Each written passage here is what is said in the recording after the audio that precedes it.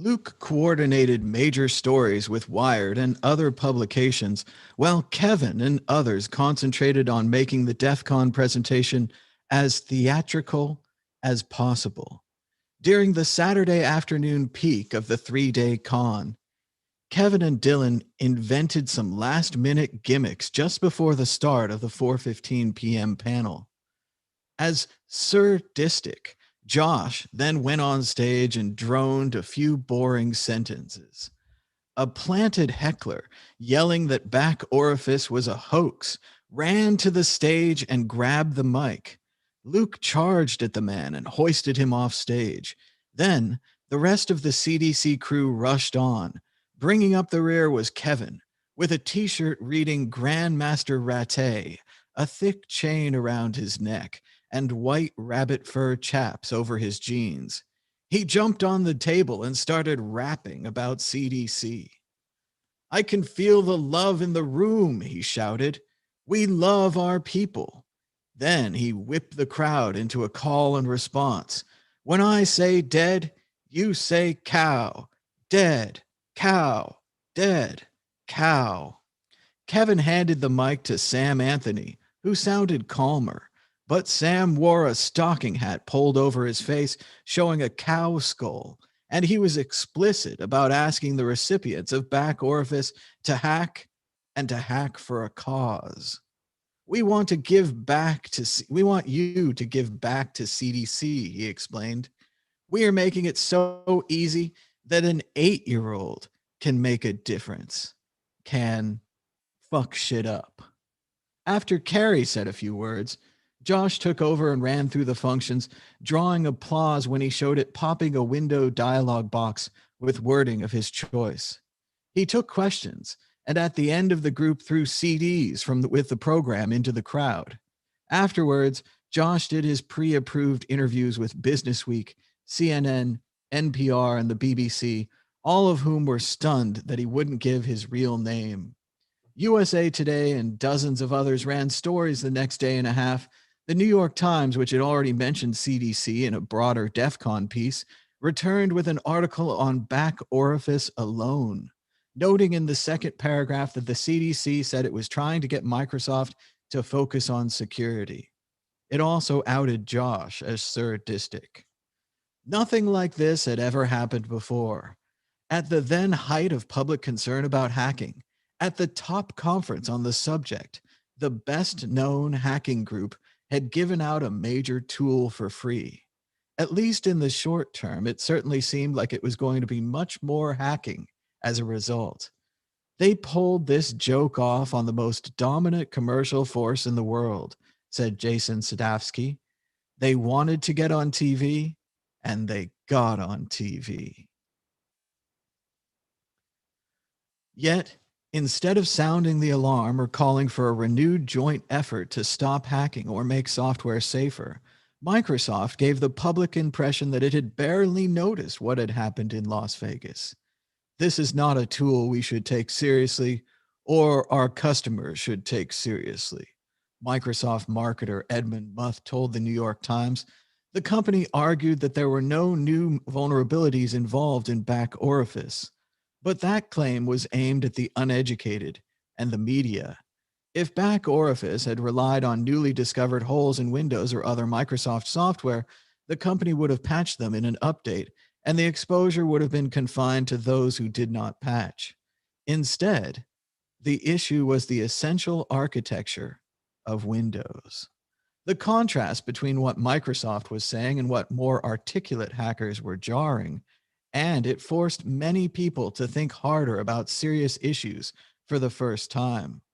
While Microsoft is fully buzzword compliant, Mudge told one interviewer, it only recently had established a security response team and came off to technical people like the town drunk. It's almost unfair to continually beat up on them because they can't really defend themselves. Within months, people had downloaded Back Orifice hundreds and thousands of times just from the CDC website, with an unknown number of pirated versions circulating as well. Many thousands of innocent people fell victim. after internet service provider Mindspring complained that it was detecting at least 2 new infections of its customers each day. The local Atlanta field office of the FBI opened a criminal hacking conspiracy investigation into the CDC and Luke personally, centered on the theory that the infected machines were sending stolen data back to servers under CDC control. Because they were doing no such thing, the case sputtered before its formal closure in 2003. Hackers were also among the victims. If they propped up a CD with the program into their machines, then read the instructions, they could safely download the virus and begin thinking about sending it to a victim. Unless they had set up their machines to automatically play any CD inserted, in which case they immediately infected themselves. Both fan and hate mail flowed into CDC. One supportive message came from porn star Brandy Alexander, who said someone had hacked an adult film industry journalist who used the pen name Luke Ford and deleted files. Glory be to the dead cow on high, she emailed, explaining that Ford punished stars by revealing their legal names. I am your slave if you should happen to repeatedly attack his real names list, she wrote. What may I do in return, master? CDC got fan mail from the mothers of teenagers, an NSA staffer, British writer Neil Gaiman, and an actor from the Texas Chainsaw Massacre, too. But it wasn't all roses. Josh also got anonymous death threats. Inside Microsoft, Back Orifice became the company's biggest security headache by far. When the press realized that Back Orifice was big and that the company had no defense, Microsoft came back with a new message. While there was still nothing to worry about, those who were absolutely convinced that they needed the very best security could buy Microsoft's forthcoming, completely re-engineered operating system designed for network machines, Windows NT. That system, Microsoft said, offered a comprehensive set of security features that make it the best choice for business users' mission-critical applications. For all the planning that had gone into Back Orifice, the group was shocked by how big it blew up. A much larger number of people now saw that hacking was a clear and present danger, which was great. But Microsoft's bogus response was still holding the line inside most of its big customers.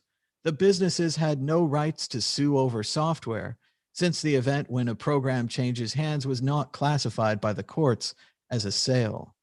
Well-funded industry lawyers had convinced multiple judges that the electronic terms of service that ended with clicks on I agree were for licensing deals. There was no liability for a faulty product under the law because there had been no sale. The only remedy was to cancel the license, and that was a dead end. Though Linux was fine for heavy loads, there were few alternatives to Word and Excel for regular office workers. The more time that went by, the angrier CDC members got. Even Carrie, who hadn't initially supported Back Orifice, agreed it was ridiculous that Microsoft still had its head in the sand after being shown its vulnerabilities. CDC turned to one of its newest and smartest members, Christian Rioux, to take on Windows NT and prove that the group was not a one-hit wonder that had been steamrolled by Microsoft's marketing department. This time, Carrie was all for it. They were like the dog that caught a car. They could have been stopped, but somehow they got in and drove the car and said, let's see where this goes. Oh, hello there. I didn't see you come in. Welcome to Bitcoin Talk Show. Today is Wednesday, February 17th. My name is Thomas Hunt, and I was just reading a little bit of Cult of the Dead Cow, the great new book. It doesn't have the author's name. Let me see.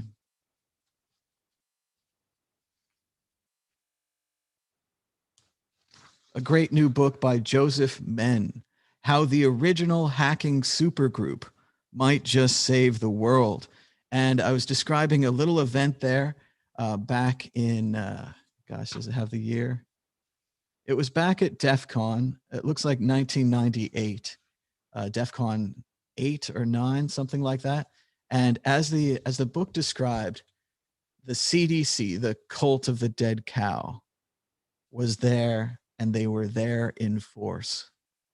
It really was quite something to see them jumping around and the level of excitement. I remember the rabbit fur chaps. I remember being 3 or 4 rows back. We were pretty close to the front, and there was a ton of excitement in the room for the CDC's presentation of back orifice. For those that never used back orifice, it was pretty much like using remote desktop, right? But remote desktop didn't exist. So you could take over another Windows computer and you could move the mouse around and you could watch what was happening, and you could, of course, do anything that a user of that computer could do. It was fantastic. We didn't have any remote administration tools. And while everyone thought there was a secret virus inside of BO, and it wasn't certainly something you'd want to use at your work machines, just for me right there in the house, I was instantly able to control my other computers using back orifice. So it was very cool to be there at the presentation at DEF CON and to see them do this. And then now to read this book, just a little bit more about the book.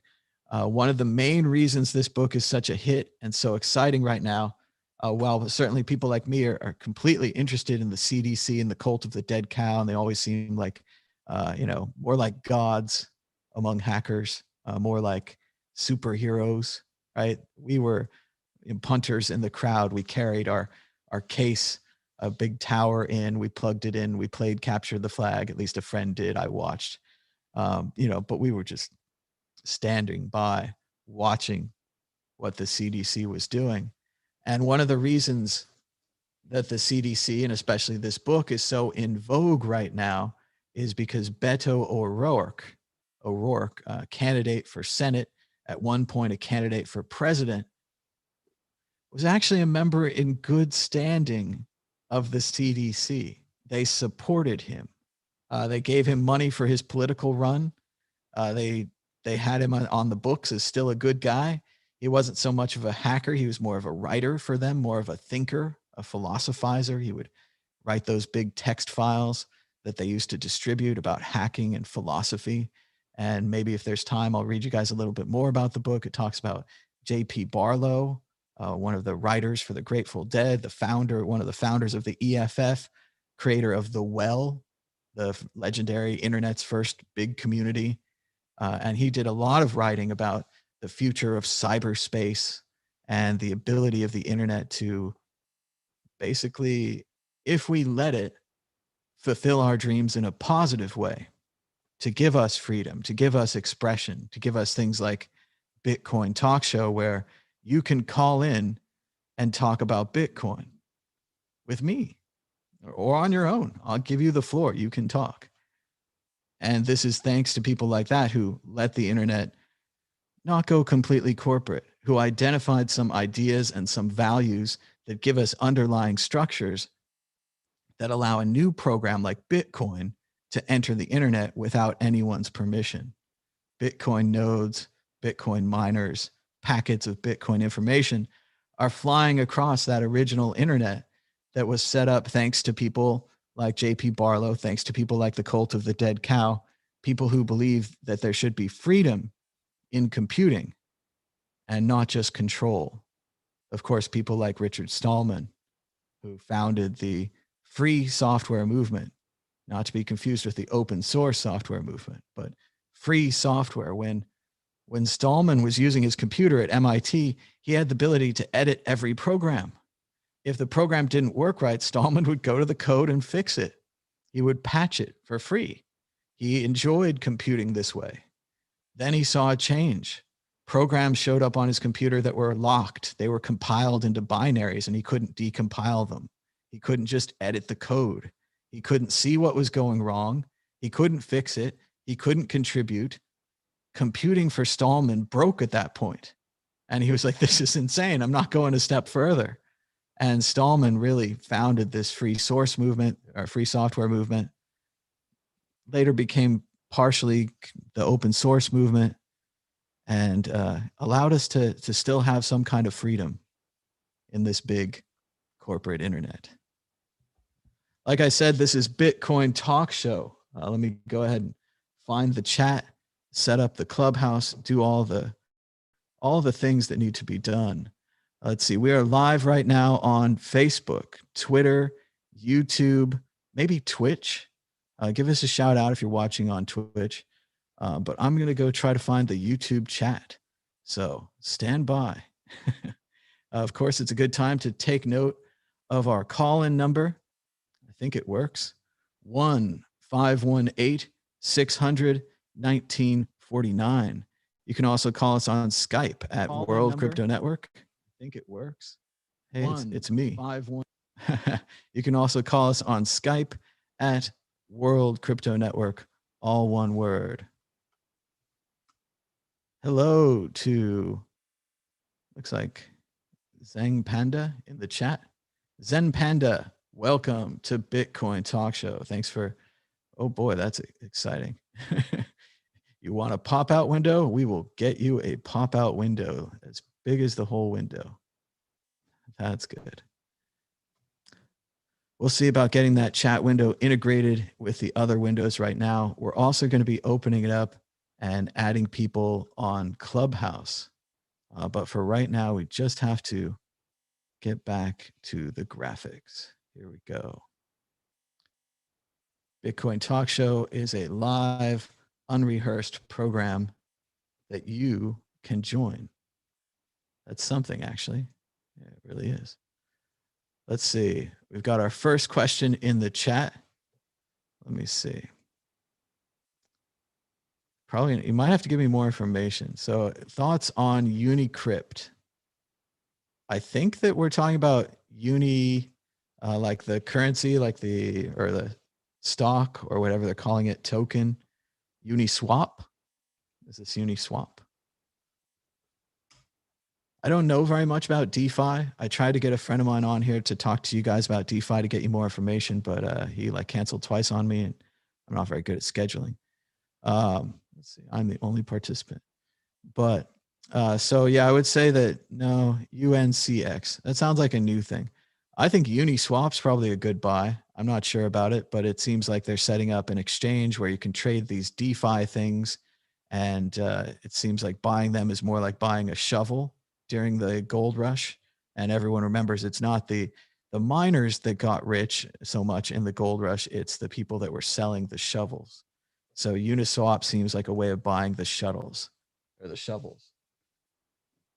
All right, Tim Chu wants moon target prices for Bitcoin. So we have right here the Bitcoin predictor ball, the source of all knowledge about Bitcoin. This is what I use to guide my life in Bitcoin. It's like a second language. It's like, this is how I make my decisions.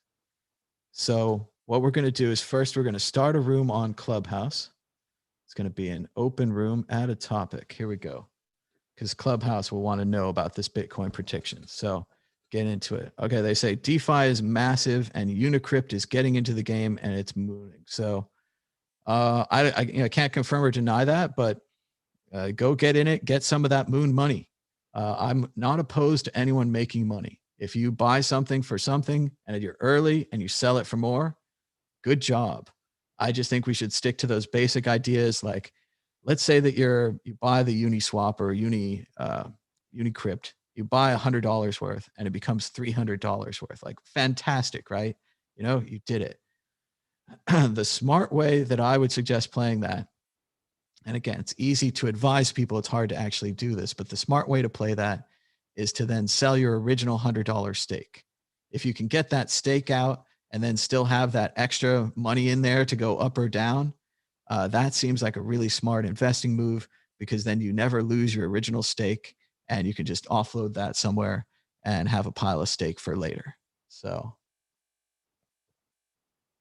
but it depends on your risk tolerance and your goals and how much money you want to make and how much money you're willing to lose, because it goes up and it goes down.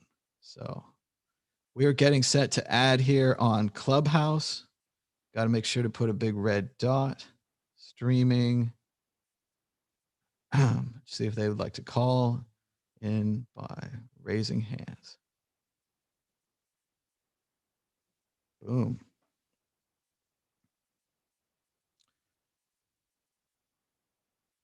All right, we're on Clubhouse as well. If you'd like to join us on Clubhouse, my name is @MadBitcoins, and I have an open room broadcasting on the Clubhouse. We're answering questions in the chat right now. Want to go ahead and paste this in if the chat would like to contact us directly and join the show. Even give us a test run here, see if the equipment's still working. You can give us a call now on Skype at World Crypto Network, all one word, or on the telephone at 1-518-600-1949. We're also hanging out in a Clubhouse room on Clubhouse. My name is @MadBitcoins. Okay, so first things first, you wanted a prediction on the price. Will the price of Bitcoin be higher or lower this time next week? So you're going to have to check back in next Wednesday. So it might be a good idea to give us a thumbs up down below, subscribe if you haven't already, hit that bell for notifications, and set a calendar entry. Be like, remind me next Wednesday to watch Bitcoin Talk Show. Says, there you go. Here's your reminder. Done. Now here we are, shaking the ball. It's been a lot of build up for this response, but you know how it is with things like the magical predictor ball. Sometimes it doesn't want to predict. So here we go. Will the price be higher this time next week? Most likely. We have a most likely from the Bitcoin predictor ball. Let's see if I can accurately display that for you. Anyway, without losing the important result. Most likely the Bitcoin price will be higher. So now you can make all your decisions. You don't have to worry. The ball hath chosen, as they say. Vapor Smooth says, how long is the bull run? What month will it end? I wish I had some dice. I'm going to get some dice for these other questions because that seems more like a numeric question. And I really need some dice. So maybe we can get, let's see here. I've got another window. Random dice. There's got to be a web page that'll give me some dice. Here we go. Dice roller, random org. I'm thinking that's about a two die six type of problem. So let's see. Hopefully you guys can see this on the screen share. We have two virtual dice, and we're going to determine for you how long will the bull run last. First of all, I want to confirm that the bull run's already been on for what, 3 months, 6 months? So if it is a lower number than 3 or 6, it's not so good. So here we go. How long will the bull run last? I'm rolling the virtual dice. 5 months. So the bull run will last 5 months. The virtual dice has spoken. Thank you to random.org for letting us know. Vapor Smooth. The answer right here is very clear. The bull run will last 5 months. If you want me to invite you to Clubhouse, you have to give me your phone number. So don't do that in the chat. Hit me up on Twitter. I have a handful of Clubhouse invites. If you want to be a positive member of the Clubhouse community, be nice to people, not do stupid things and get banned, I could maybe invite you. So we'll kick down.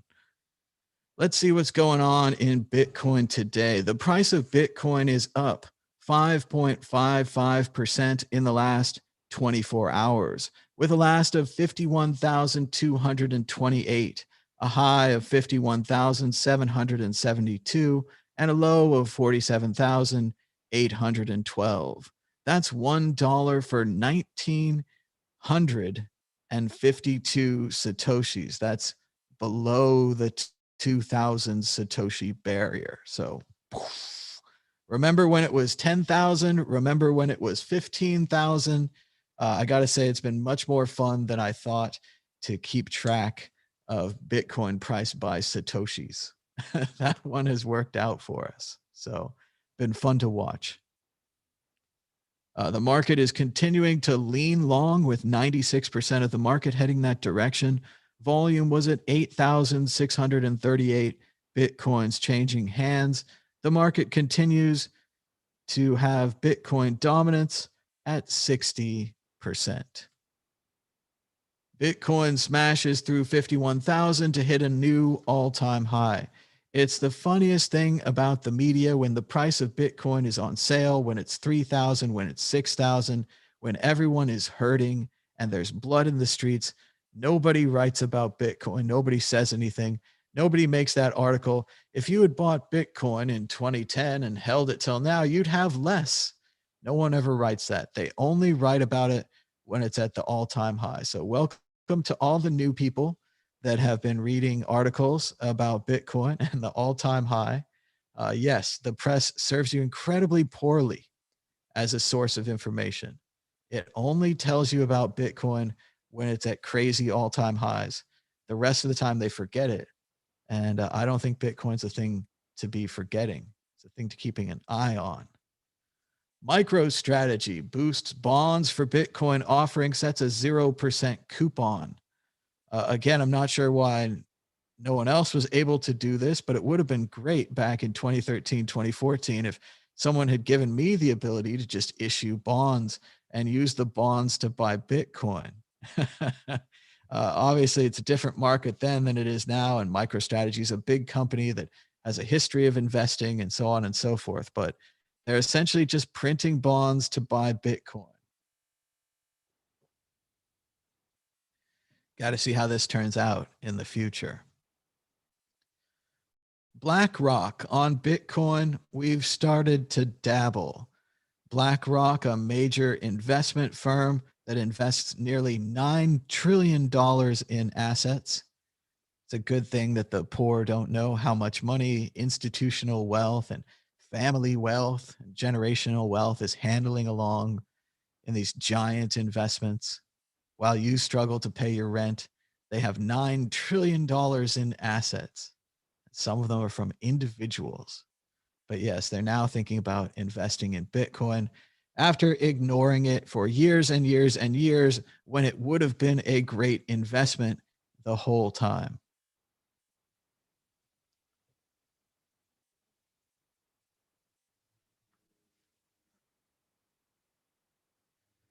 This is Bitcoin Talk Show, the show where you can join the conversation. Give us a call now at 518 600 1949 or on Skype at World Crypto Network, all one word, or contact us in Clubhouse.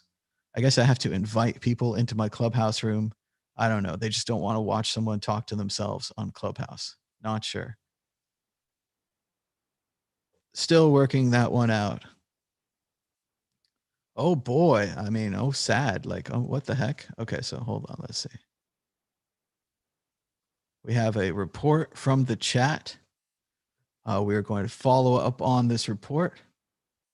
Rush Limbaugh, conservative radio host, is dead at 70.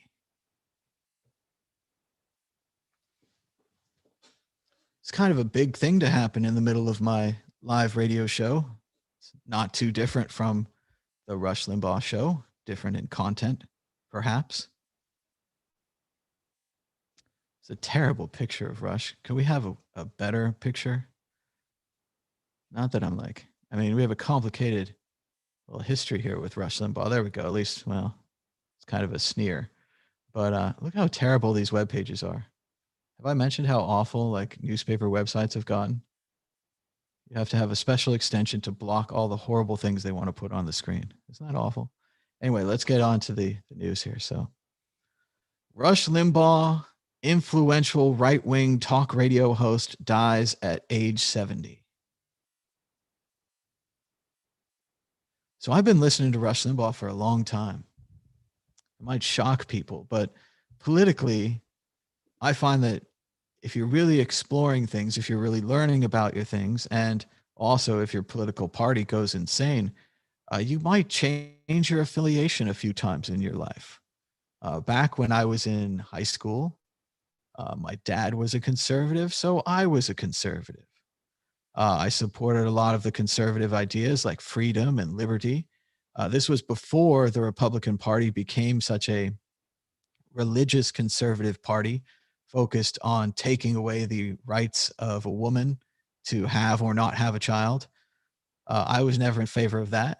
I was never in favor, even the idea of mixing religion with party. I thought that it was a mistake. I thought it denigrated both of them, right? The separation of church and state is kind of a great thing that happened. So I didn't really agree with where the Rush Limbaugh and with the Republican Party where they went, but I read a couple of Rush's books. I think it was The Way It Ought to Be and Because I Told You So, something like that. And it was the strangest thing that I thought was I remember when Bill Clinton got elected. Jokes. When Bill Clinton entered office, more jokes. I remember that Rush started counting down the days till he would leave on the radio. And I thought, I didn't know much at the time. I was a kid. I didn't know about Carthago delenda est and what they did in Rome. There was this senator, and he would end every speech with Carthago delenda est. Carthago must be destroyed. And he didn't like Carthage. He didn't like the African nation state that had been fighting Rome. And he thought that they should be wiped off the ground. And he just said this over and over and over again. And eventually Rome went over there and they burned Carthage to the ground and they filled in the port with dirt and they salted the earth so that nothing would ever grow there again. So in that way, the senator constantly repeating Carthago delenda est, even into the nothing, even just as a good morning, Carthage must die. Good morning, Carthage must die. He liked to say it. But eventually that worked. And in the same way, Rush Limbaugh getting up there every day and saying, this is day number 15 of the Clinton administration, a complete nightmare for conservatives, and things like that. And he would just be so over the top and so entertaining. It was quite a thing when Bill Clinton got reelected. And I wondered as a kid, I was like, what is Rush going to do? He's been counting down days till Bill Clinton leaves office for thousands of days now. This is day number 162. This is day number 1125 of the Bill Clinton nightmare. Blah, blah, blah, blah. You know what he did? He just started counting down again. It didn't faze him at all. His conservative ideas, whatever they were, they weren't conservative, but he just kept spouting them and he kept entertaining.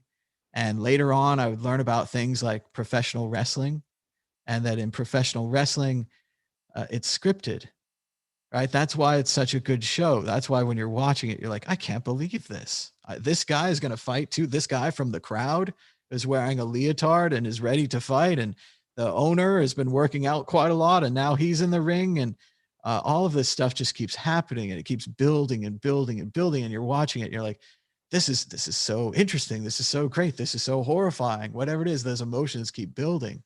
And Rush, just like Howard Stern, I think, in a different way, in a conservative political way, was a master of holding your attention.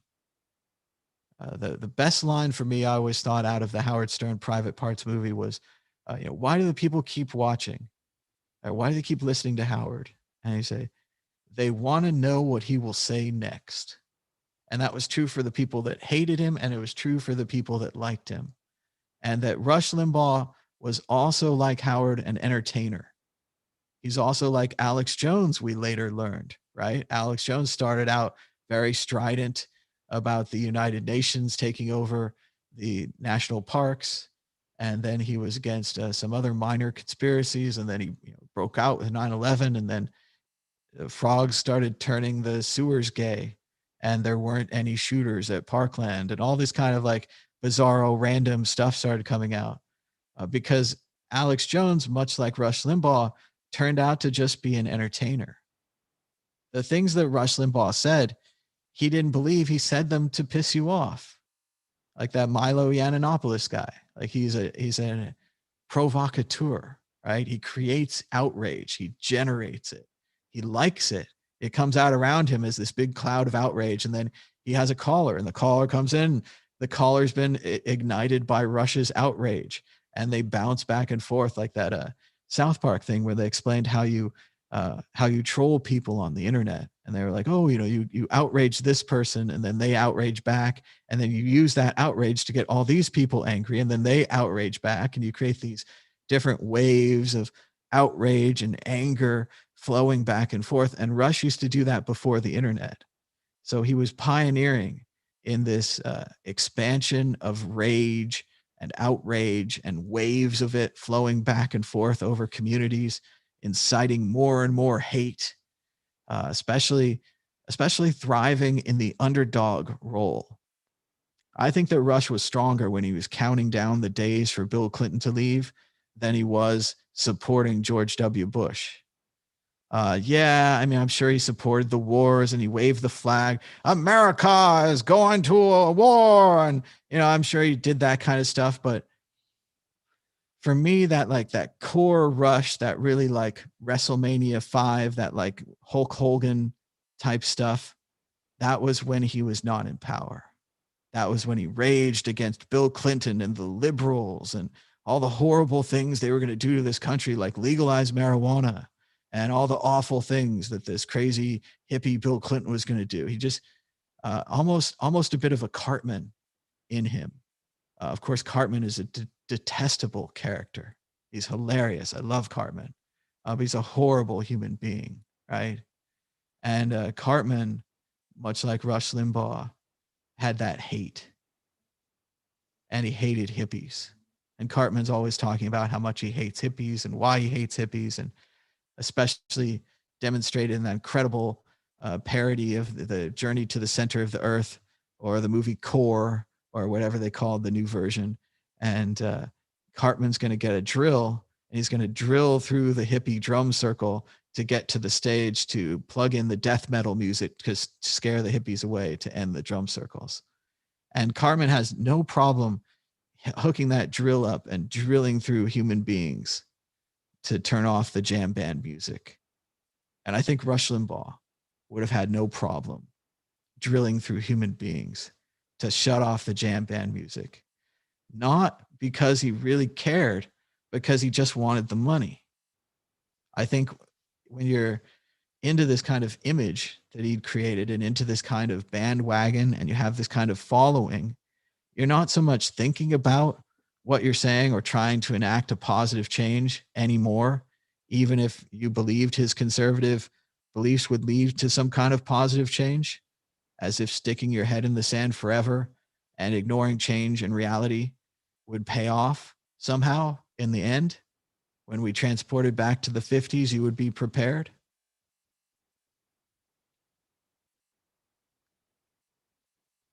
But yeah, he couldn't turn against that. He couldn't turn away from that.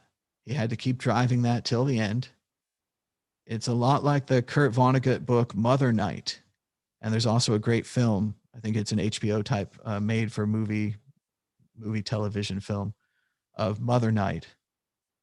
And for those of you who don't know, without too many spoilers, but some spoilers if you're a Vonnegut fan. In Mother Night, Vonnegut told the story of an American spy in Nazi Germany. And this spy was on the radio, and he was a popular radio host. And so, of course, in Nazi Germany, a popular radio host was spewing hate. And so he spewed hate really well for the Nazis. But all the time he was writing reports, sending them to the Americans, being a good spy, right? Well, they get to the end of the book, and everything's kind of in a period of chaos as the Nazi regime is falling and the Americans are coming in. And he tries to go back and rejoin the Americans. He says, hey, I was a spy. I sent you reports the whole time. And the Americans look at him and they kind of say, you were more valuable as a propaganda piece for the Nazis than you were as a spy to us. And that's what the book's really about, is like these different characters that we put on, these roles that we play. And this role that Rush Limbaugh played as a conservative gas bag as an over-the-top ranter and raver, eventually became him, and he became trapped in it. Like the way that David Bowie recreated himself so many times, taking a risk each time, a risk of losing everything. Rush Limbaugh never recreated himself. He stayed trapped in that role. He was a conservative gasbag to the end. He was full of rage and hate. There's lots of people that he disliked, and he would attack them. And they weren't always powerful people. Often he would attack poor people, weak people, people who couldn't defend themselves, people who didn't have education or didn't even have a chance. He would attack them. He would control who the guests were on the show. He would control who the callers were. He'd pre-screen them. Occasionally he'd get some response back, but he'd deal with it well, being louder, shouting over them, hanging up. He's a complicated man.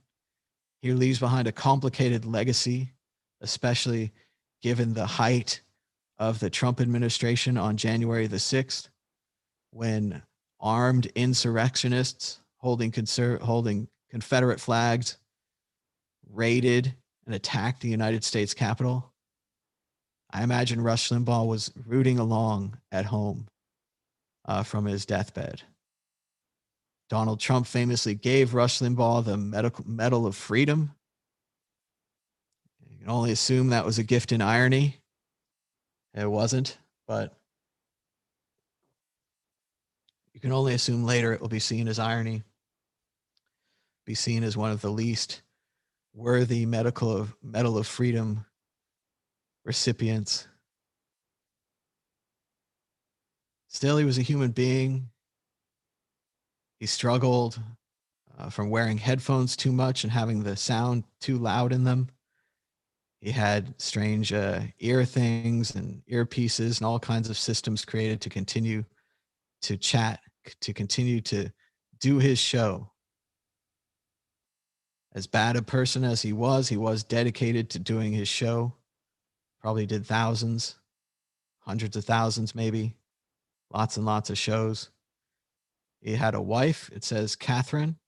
At one point, I'm aging myself again here, but at one point, Rush Limbaugh met his wife on CompuServe.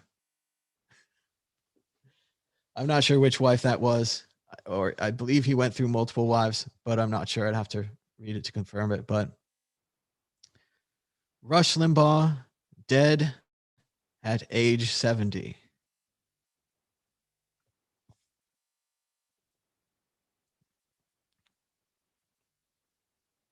Do you think he would have been happier dying under the Trump administration? Maybe he would have gotten more of a parade. I don't know. Let's see what the chat says. Absolutely nothing. Oh, well. I think it was worth talking about. It's an interesting piece of news. Thanks to Gerbot for sharing the political sadness, I guess, for sharing the political update that Rush Limbaugh has passed away. This is still Bitcoin Talk Show. You can join us and talk about anything you'd like to about Bitcoin or politics or what's going on in the news. You can call us now at 1-518-600-1949 or on Skype at World Crypto Network, all one word. We are on Telegram, or we're on the Clubhouse as well, but no one seems to be coming into our room. Let's see. There's a bunch of other shows going on at the same time. They say Bitcoin will it be at $87,000 by next week. They must have a magic 8-ball too. That's all I can assume there, or one of these dice throwing things. Bitcoin security, big room, protect your neck. To full-time or to contract? Is that the question? NFTs, the Web3 gateway drug. Oh boy. Unfettered conversations, Bitcoin du jour, $1 trillion market cap incoming. So that's what you're missing out there on Clubhouse. So yeah, it's a really movement forward in technology, this Clubhouse thing. There are a lot of people out there. We could try to invite them as guests, but none of them have joined so far. So we're trying to hang out on Clubhouse, but we don't think it's not quite working. I think if we had a couple more people, we could try to get people into our room and then get them into this chat. I was also supposed to have co-hosts, but everyone's like, oh, we'll do it next week. That's the way that you never do anything. It says here that Tesla may have already made more profits from Bitcoin than from electric vehicles. Turns out you should have just had a huge pile of money and invested it in Bitcoin. It's just that easy. So much easier than making cars. You know that we're back at the top of Bitcoin's price. We're back on top because the New York Post is writing about who is Satoshi Nakamoto again. Bitcoin's creator remains a mystery. Yes, and you have no new information to share in this article. You're just bringing it up again because Bitcoin's popular again. So thank you, New York Post. Bitcoin is going to crash. The big question is when. Obviously, more people without Magic 8-Ball technology. This is all ye know and all ye needs to know. Done. Reminded of Dutch tulip craze, ECB's Malgoff won't buy Bitcoin.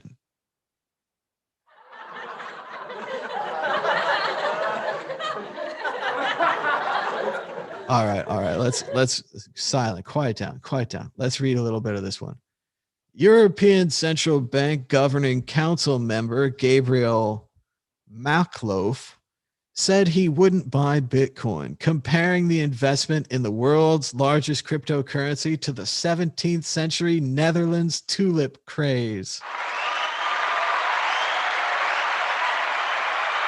Finally, I've been waiting and dreaming for the tulips to come back again. I love talking about the Netherlands and the tulips. I've been to the tulip market. Spoiler alert, tulip bulbs still cost money. They never went to zero. It's still a commodity. They still cost money. It's just not, you can't buy a house with them anymore. Quick update on the tulips. I wish I had my big tulip book with us. I have a large book called Tulipica, and it's pictures of all the tulips. What the Dutch specifically were trading were beautiful tulips, tulips with multiple colors, tulips with minor flaws in their genetics that would produce purple with a strain of white or bright orange with some red. These were incredible genetic examples of tulips, and the bidding got a little out of control. And at one point, you could buy a whole house in Amsterdam for a tulip bulb. So it went a little crazy and a little far. But of course, as we've been through this a dozen times here on Bitcoin Talk Show and on the World Crypto Network, give us a thumbs up and a subscribe. You couldn't send tulips across the world not using a middleman, not using a corporation for a very low cost. The digital nature of Bitcoin, its digital usefulness, its ability to be stored in multiple forms, to be stored in a hardware wallet, to be stored in private words written down on a piece of paper, to be stored in a key, to be stored on a laptop, to be stored in a web wallet. All of these different transmutations of Bitcoin make it so much more useful than tulips. The argument with tulips is that tulips didn't have intrinsic value. Tulips had beautiful value. Tulips were nice to look at. They were pleasant, right? And they had fad value. There was a moment of brief popularity in the Netherlands where tulips went crazy, right? So what they're trying to say is that Bitcoin has no intrinsic value, and that Bitcoin, all of this price up, all of these companies building around of it, all of these other companies building around of it, all of these altcoins copying it, all of these ICOs copying the altcoins, all of the DeFi copying the altcoins, copying the ICOs, copying the Bitcoin, all of these companies now investing their real hard-earned cash reserves into Bitcoin, Tesla accepting it for payment on cars. All of that is mistaken. All of that is a fad. For 10 years now, it's been a fad, from $1 to 30 to 300 to 1,000 back to 300. All of this fad. The ability to send currency across the world for no money has no intrinsic value. They're not at all impressed with Bitcoin.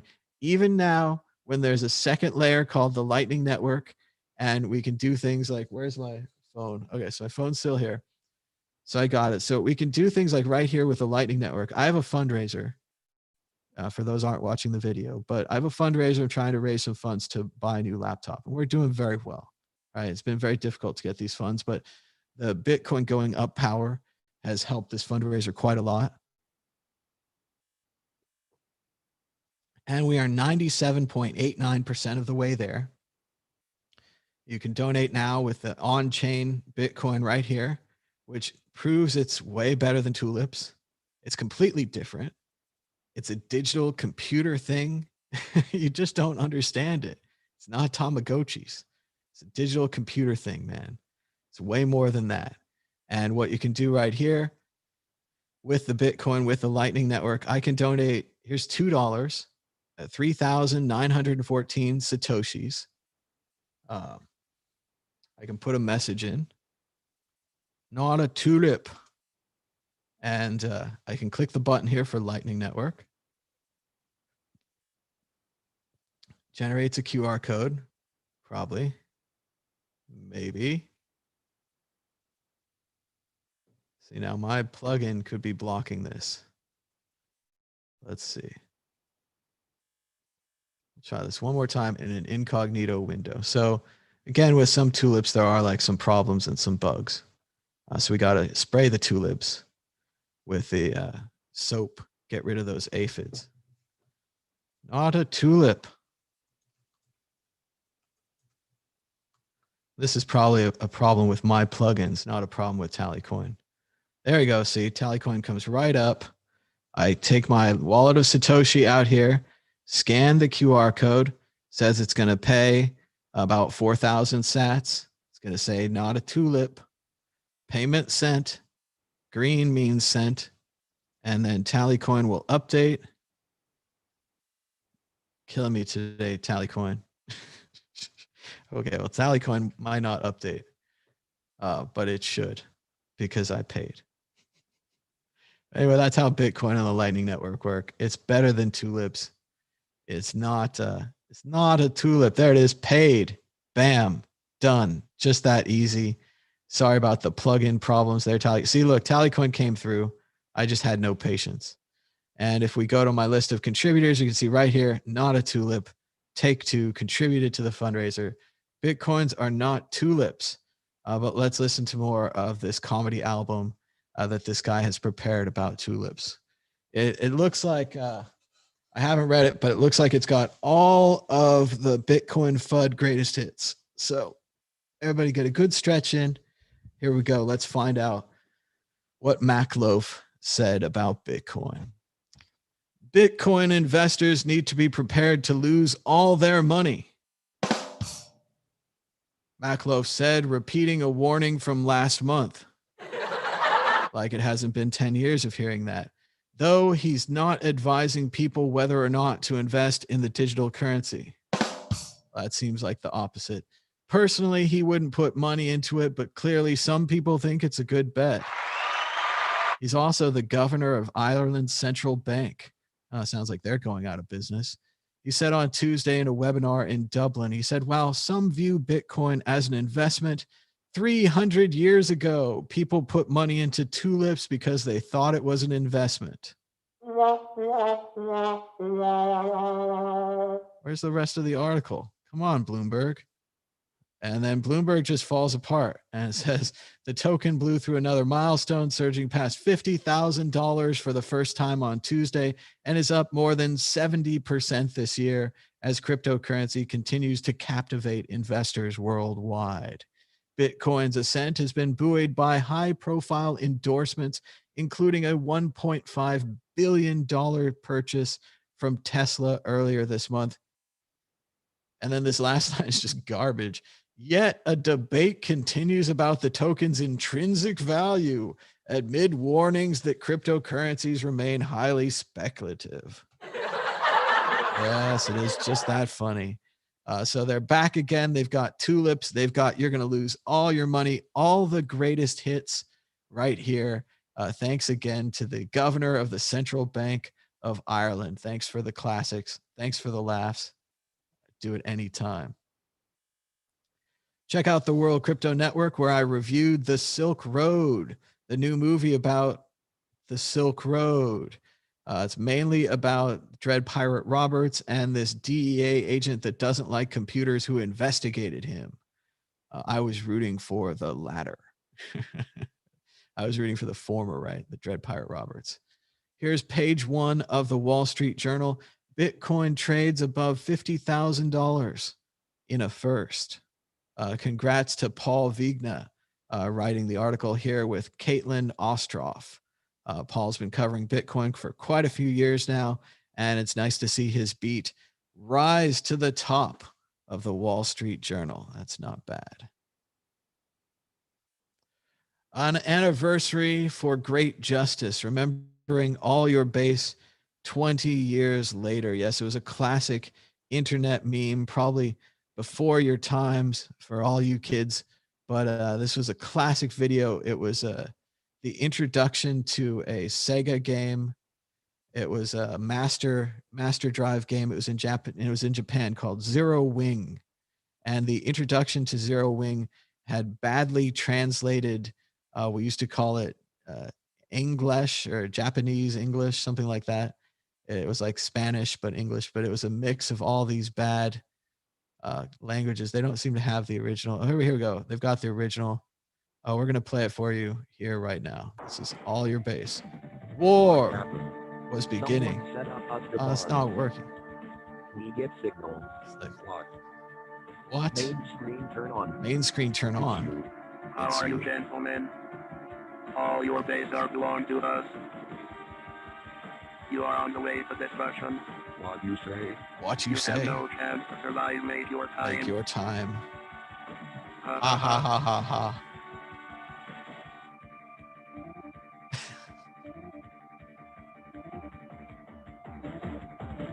Dun, dun, dun, dun, dun, dun, dun, dun, dun. All your base. So then people made a bunch of Photoshops about it, and they just put all your base into everything. And even minor lines from this became popular. Move Zig for great justice. Multiple action figures there. How are you, gentlemen? So yes, this is what all your base are belongs to us means. And it's clearly just a mistranslation. It was supposed to be all of your bases will belong to us. You are on the way to destruction. Move Zig for great justice. Absolute classic internet meme there. All your base are belong to us turns 20 years old. We are so old. Check out Elon Musk. He's been tweeting about Mars coin. He says there will definitely be a Mars coin. And then, of course, I tweeted, you need Mars coin to buy the air. Yes, going to Elon's libertarian paradise on Mars sounds very good, except for the part where you have to work for Elon Musk. That doesn't sound good. Shout out to Comma AI. Got to meet this guy. This guy was George Holtz, the early hacker of the PlayStation, I think it was. He hacked the PlayStation or something like that. It was amazing. And a while ago, he was offered tons of money from Elon Musk to join Tesla's self-driving automation division. He spurned that money. He said no to Musk. Then he raised a decent amount of money and started his own firm, Comma.ai, which is, of course, named after the guy on Silicon Valley who wanted the trace commas, comma, comma, comma, that he's a millionaire or a billionaire or something like that. Trace commas because he's a billionaire. And so Comma AI was trying to compete with Tesla to offer self-driving cars. And they were going to raise tons and tons of money. And then all of a sudden he said no. He said, we're going to open source this. We're going to become the open source self-driving car company. And all of the money went away. And I think they got small amounts of money from other people, but they certainly didn't get the big amount of money they could have gotten if they'd become a company and licensed this technology. So instead, they've now released it. You can now get it for select cars. Basically, the cars already have a computer. So you plug in a little chip thing into the car computer. Then it looks like it has a view screen with some cameras at the top, maybe some other modifications. you'd have to make, but you could take your relatively new Honda, because it has to have the right computer, or Toyota, or a couple other kinds of normal cars, plug this little thing in, and become self-driving. So very cool. Congratulations to comma.ai. I can't believe they did it. I thought they were in real trouble when they went with the open source thing and they didn't take the money. But it's here. They released a product. They did it. Good job, comma AI. JP Morgan Chief says, we will have to be involved with Bitcoin. All right. And check it out. I was on the radio just the other day. Here's Thomas Hunt talking Bitcoin on the Pat Thurston Show with Chris Merrill on KGO 810 radio in San Francisco. Pat Thurston Show. Filling in for Pat today, it's Chris Merrill on KGO 810.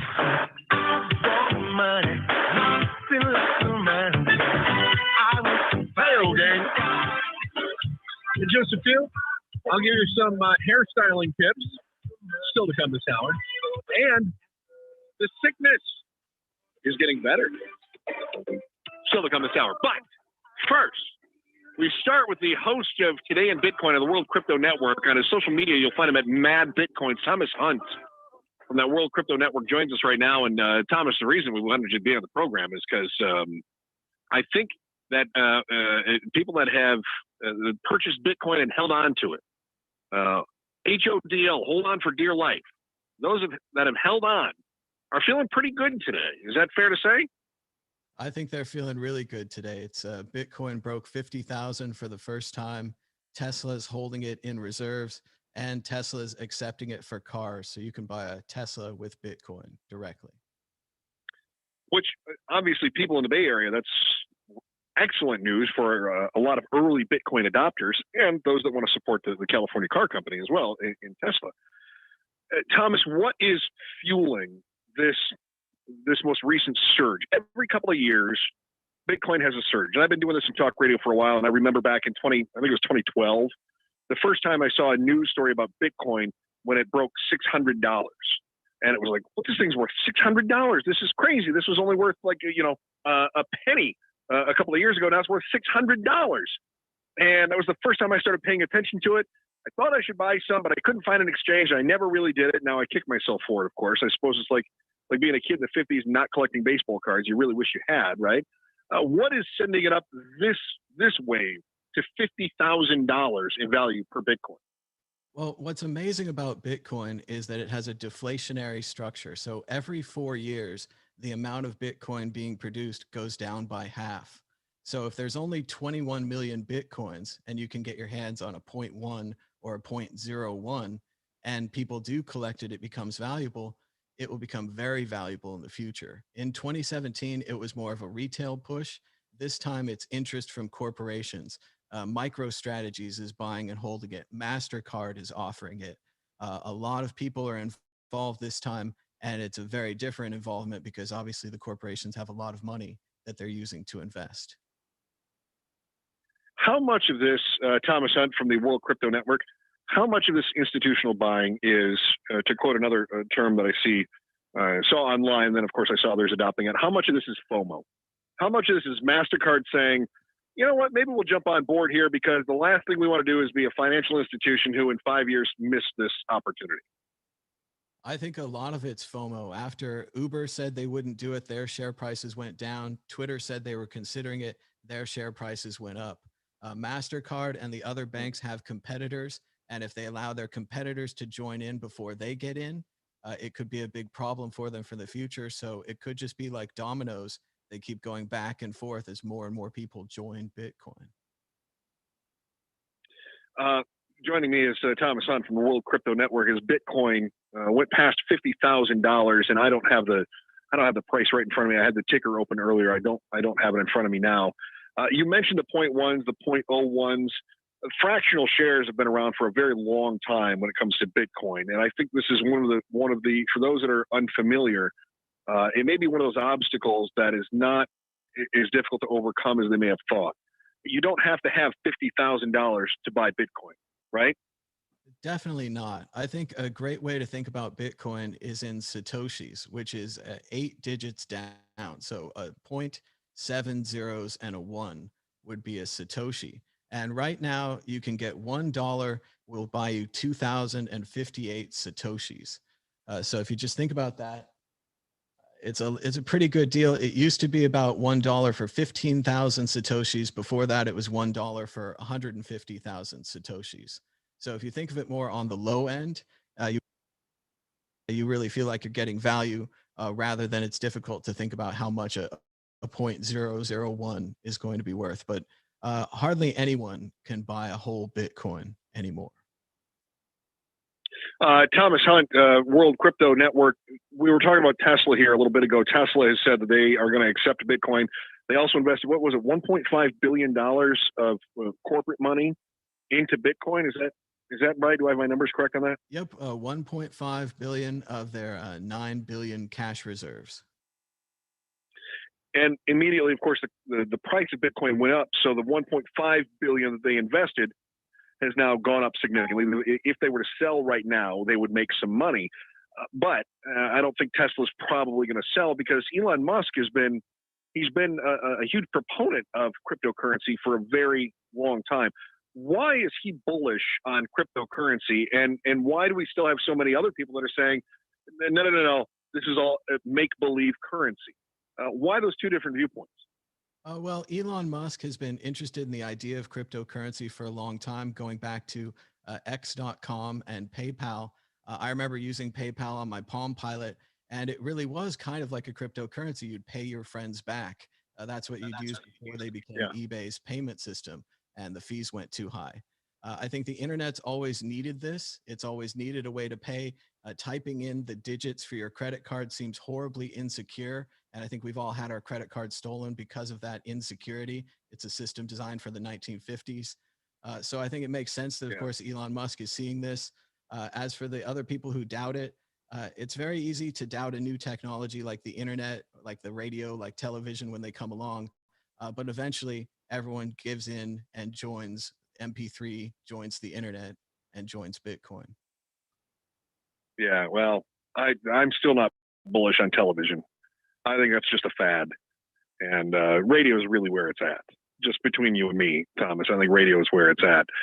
Thomas Hunt from the World Crypto Network, what is the future of Bitcoin? And I know this is always the tough part. There were people making predictions just the beginning of 2020, or maybe it was even 2019. They said, oh, Bitcoin's going to hit $125,000 this year. I heard a prediction last year that said Bitcoin's going to hit $750,000 in the next 5 years. And yet, if we take a look back, every time there's a massive wave when it comes to Bitcoin, that wave has a huge pullback. Never quite back to the levels it was before it started the next wave, but there is a massive pullback. We saw that. I mentioned when it went up to $600, it dropped way back to like $200. The most recent, in 2017, it went up to $20,000. It dropped back down to less than $4,000. Now we're moving up here to $50,000. Are we going to see it drop back down to 10,000, or is it going to keep going and we've set a new baseline? Well, I think I'm with the bulls on this one, where it might go to 100 or 200K before dropping painfully back down to 20K. There will be a drop, there will be an up, but more and more, looking at this long term, it just seems like Bitcoin goes up in value. Right now at $50,000, everyone that's ever bought Bitcoin profited off of it. Whether it was $1, whether it was $10, they're all in the profit now. So I would say, again, dollar cost averaging. Buy $100 a month, buy $1,000 a month. Try not to look at it. Don't look at it for 5 years. I imagine that there'll be more there in 5 years. Yeah, and of course, you're talking about the investing term, the dollar cost averaging, because I do know a lot of people that did lose money on Bitcoin. I'm one of them. And the reason I lost money is because my wife told me I had to sell it. She got tired of me setting up. I had a bunch of alt nodes and things like that I was setting up, and she says, enough of that. Hello? I had computer systems running in the corner of the house, and my electric bill was up $350, $400 because of it. And she said, no more of that. And she made me sell it all, which I thought was really kind of a raw deal, Thomas, because now I look at everything I could have made with those the alt currency that I could have resold, the Ethereums and the whatnots. I could have resold that, and I'd have a ton of money now. But did my wife let me do that? Thomas, did my wife let me do that? No, because she lacks vision. Thomas Hunt from the World Crypto Network. She lacks vision. It's just like when Grandma No, threw out your baseball cards. The comic books, they're all gone. Unbelievable! It's the same thing. It would have been so easy. So easy. It was money in my hand, and it's gone now. All right, Thomas Hunt, the World Crypto Network. Good to hear from you, man. Thank you so much, and I appreciate the attention that you're paying to this. Very good. I'm fascinated, as Thomas just pointed out. Thomas, thank you so much. We really appreciate your time today. All right. That was Thomas Hunt on KGO Radio yesterday. That was very cool. Thanks so much to Chris Merrill and Pat Thurston and everyone at KGO for having me on. Super fun to get on there and talk about Bitcoin. Even a little nice joke there at the end about maybe his grandma throwing out his baseball cards, getting rid of his comic books. It does seem like it would be so easy to just hold. Everyone on the outside is like, oh, if I just held and if I had just done this. But the reality is it doubles, it goes up. You'll probably sell some of it. It's a lot harder to just ignore it for 10 years or 8 years or something like that. We're also joined by now a special guest here on Bitcoin Talk Show. We're joined by Mike Dupree. How's it going, Mike? Got to unmute yourself if you want to talk. Hello, everybody. Nice to check in. I hope everybody's well. Can you guys hear me and everything? I'm testing out earbuds here. Yeah, I think we can hear you. And we're just talking about all the events here on Bitcoin Talk Show. The price of Bitcoin broke $50,000. Crazy. 1,476. 51,476. It's getting harder to say. I was looking at some of my old shows, and it was so much faster, such a tighter show, because the price of Bitcoin was smaller. You could say the price of Bitcoin is $412, and you could just move on. You don't have to say all these words. The price of Bitcoin is $51,475. It's just way longer. I mean, they should pay you easily twice as much since you have to speak twice as many digits. It's been much more difficult to do the show. I've had a hard time finding time to do the show now that the price is so hard to say. So yeah, I'm with those people that we should be adjusting down the value of dollars. Maybe we should just start at thousands. We should ignore these other things. So you could say start at the Satoshis. Yeah, at the dollar Satoshis, at the M dollars, at the M bit dollars, and all the capital M dollars, all that kind of stuff. Not enough people are thinking about how we should be changing the dollar side of this equation.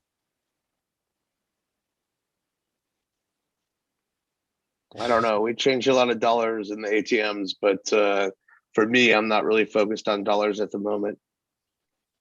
Yeah, it's all about Bitcoin. But we're just checking in with some of the news here on Bitcoin Talk Show. If people would like to call in, they could call in at World Crypto Network, all one word, or you could call in on Skype at World Crypto Network. Let's see. Where's the other thing with it? Hold on. We've got multiple screens here. You could call us on the phone at 1-518-600-1949. We were on Clubhouse for a while, but nobody showed up. That seems to be a recurrent feature. I need to do more clickbaity headlines and invite people. But you guys could call in and join the conversation. Otherwise, we're just talking to Mike here. Mike, yeah, man, I'm trying to invite a few friends over, see if we can't get the party started here.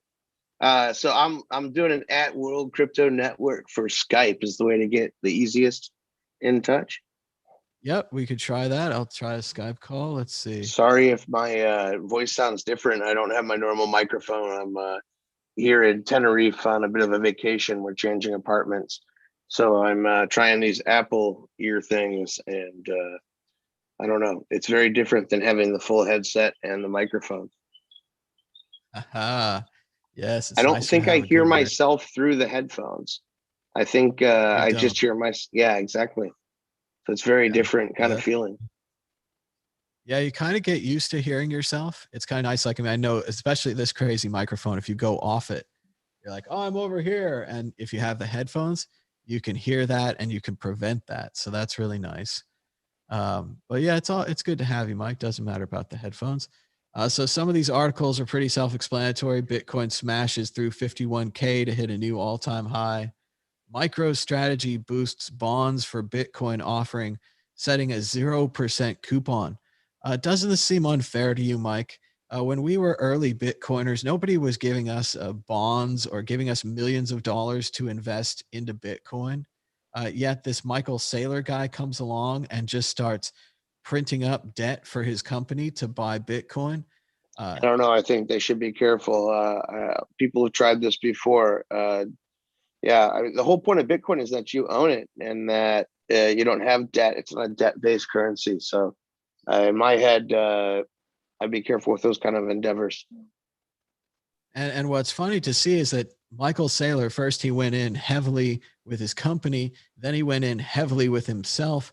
Now he's going heavily in with his company on debt a second time. So he's really just betting the whole farm on Bitcoin. A lot of us here on the sides are like, well, why didn't you try a smaller investment a few years earlier? You know, if he'd taken a flyer on Bitcoin, if he'd put 5% or 1% of his company in the beginning, when everyone was making fun of it, when it was actually a hard thing to understand, he would have made so much more. Yeah. Did you see this Peter Schiff guy that he reversed his opinion? Can you pull that? Can you pull that one up? I'm sorry, I don't know how to share a screen.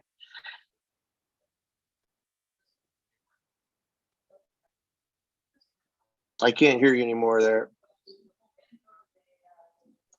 What did Peter Schiff say about Bitcoin? From what I read, I mean, he said a lot of trash. I mean, but I think he came back and said now that he was wrong, like in the last week or something after it hit 50K. Was it Peter Schiff or am I thinking about the wrong person here? I don't know. It's your story. I know that that other guy, what's his name? Nassim Taleb. He doubled down on hating Bitcoin, and Nouriel Roubini went on the Coinbase channel over there, and he doubled and tripled down on hating Bitcoin. And I'd be fine to talk about that. CoinDesk has their new CoinDesk television channel, and they've staffed it with the best and the brightest. And they had Roubini on there, and he addressed basically what I think to be the standard Bitcoin disadvantage. He said that you can't, Bitcoin, you can't buy anything with it. Bitcoin has no intrinsic value. Bitcoin's a Ponzi scheme, just like the guy just said from the central bank. It's tulips. And as a proponent of Bitcoin, I don't have a problem with the loyal opposition putting out these generic disadvantages that they've been with for years. I actually respect them for sticking with this argument, even though the price of Bitcoin, the adoption of Bitcoin, the interest of other people in Bitcoin has exploded all around them. These critics have stuck with their negative argument, even if they're wrong. And they should. I got somebody trying to join us here, and they're saying that they need to be invited to at World Crypto Network on Skype. They don't know how to use Skype, but okay. Invite I can add them on Skype, but if they push the button to call me, it would still work. So I've added them again. Just push. Okay, sorry, go ahead. Sorry. Interrupting my story. So Roubini was talking about Bitcoin, and he was saying the same old, good old classic generic disadvantage stuff that we always get with Bitcoin. And I think that's fine, right? And CoinDesk invited him on their show. Okay. Hello, just a second. Hello, welcome to Bitcoin Talk Show. What's your name? Where are you calling from? Let's see. One more thing. I have to change the audio to this. Thomas Hunt has his magical new setup here with many fancy buttons that he is expertly maneuvering around this talk show. Hi, say hello, guest. Can you hear me all right? I can hear you. Mike, can you hear him? All right. What's your name? I can't hear Mike. He didn't say anything. Mike's forgotten this is a radio show. I'm here. I'm on mute. Yes, I can hear you loud and clear. Jeff, go ahead. All right. Cool. But yeah, we were just talking about Nouriel Roubini and how he continues to hate Bitcoin. And I have no problem with this, right? They had him on CoinDesk television. What I do have a problem with is that the CoinDesk television hosts laughed in his face and audibly too. They could have muted themselves and they could have put their hands over their mouth like the Saturday Night Live people, and they could have been like, we don't want to break, right? We want to respect our guests. Sometimes you can't control laughter, that kind of thing. But this was like, they laughed and then they laughed again. And then they unmuted themselves so we could hear them laughing at him. And I just thought it was kind of disrespectful of them. Jefferson, what do you think? How do you treat Bitcoin critics, even if they come back with the same disadvantage over and over again? How should they be treated? I think all guests, no matter, especially if you're in the media industry, all guests should be treated with the utmost respect. I mean, just this will probably be the equivalent of the Harold Dean screech. You know, remember that one? Definitely not a good one, right? So same deal. You know, you gotta treat everybody with respect. At the moment you don't treat somebody with respect, then everybody's gonna remember that most of all, more than anything. It doesn't matter. You could have had the best intentions in the world. There was a TV show that made a business out of disrespecting people, crank yankers. They didn't last too long either. So yeah, that's the thing. People want to be respected. And it's important to, like even Peter Schiff, if I had him as a guest, and I hope one day to talk to him, it's okay that he wants to be a gold bug. You know, this is, you know, a free country, at least in America, right? It's a free country. You can do whatever you want. You can make terrible investment decisions and lose all of your portfolio. But is it really a free country? Is it really a free country? Can you actually invest in everything that you want to be able to invest in? I agree. And we're trying to pull up the CoinDesk. Can you hear me or no? Looks like it's a 9-minute clip. We'll have to get to the segment. Can you guys hear me? Go after him. But yeah, it's nothing wrong with having these critics on. And unless you're a joke program, like you're saying, like Coin Yank or Crack, whatever it was called. Can you hear me? Crank Yankers. Crank Yankers. Crank Yankers. I screwed it up. There's 1,000 fans for it. They'll be super mad. But yeah, unless you're like that show, or if you're like Ali G, Ali G goes out there and, you know, he embarrasses himself in front of the 60 Minutes guy, Andy Rooney. He knows he's not getting another second chance with Andy Rooney, but he's going for it, right? He's making the best of his situation. Yeah, I don't really agree with what CoinDesk did, disrespecting this guy, even though he's a big Bitcoin critic. Even if the things he said seem ridiculous, there's a possibility, you know, there's always a possibility that even in the middle of this bull run, that we're wrong about Bitcoin and that Bitcoin goes to zero and it's huge disaster and it never comes back. And there's some kind of a break in the code. And this Rubini guy gets to go on TV at that point and say, I told you so. I was so right. And all that. So I wouldn't set themselves up for being the ones laughing at this guy. Let's listen to a little bit of CoinDesk's interview. I think I have the part. Let's see. So he was getting pretty into it. Are you guys able to hear me when I talk or no? Now, if there is a very severe economic recession, central banks cannot go very negative with the policy rates. That's why they do quantitative easing, they do credit easing, because if you go lower than, say, 75 basis points, people are going to switch their excess reserves into cash that has a nominal zero interest rate. So they are not going to pay the tax. However, if you phase out... So I'm not sure if this is the point where they laughed at. I'm trying to get the... Here we go. I think they're showing the people. $1 billion in the last few weeks, $1 billion per week. So it looks like they're getting desperate, and it's a typical Ponzi scheme in which you maintain the value of something by issuing more of it and more of it and so on. We know there are investigations, how different is that from fiat? A number of them. How different is that from what's going on right now with the money printing happening in Washington? Well, the money printing in Washington is happening at the rate that is much less than the one of the issuance of fiat by Tether and other shitcoins, if you look at the chart of it. I mean, literally, the case of Tether is exponential, first of all. Secondly, central banks, if you know, they have assets, they're matching their liabilities. For every dollar of currency or excess reserves that are in the central bank balance sheet, there is an asset. Foreign reserves or gold or treasury assets. So the idea that fiat currencies are not backed by anything is utterly false. If you look at the balance sheet of any central bank, there are assets and there are liabilities, and actually there's a positive net worth most of the time. While in the case of Tether, there is nothing backing it. The idea is even so far, I'm not even disagreeing with him so much so far. I mean, there is problems with Tether. There is problems with other cryptocurrencies. Mike, can we hear you now? What's going on, Mike? I am here. Can you hear me? Yep. Yeah. Oh, awesome. It's great to talk to everybody again. And man, I think there's, this is a really, so before we even start to talk about Tesla's big stuff, like, what do we think about Elon pumping like Dogecoin and stuff? Like, can we trust that this isn't just some play with Elon to push money around to try to play games? Like, well, it's really interesting. The guy that wrote The Big Short, Michael Burry, had an article out where he said Tesla's having problems in China and that Tesla is using this Bitcoin news to cover up their problems in China. And of course, he's predicting that Tesla's stock could go to $200 or $50 or some kind of amazing drop for it.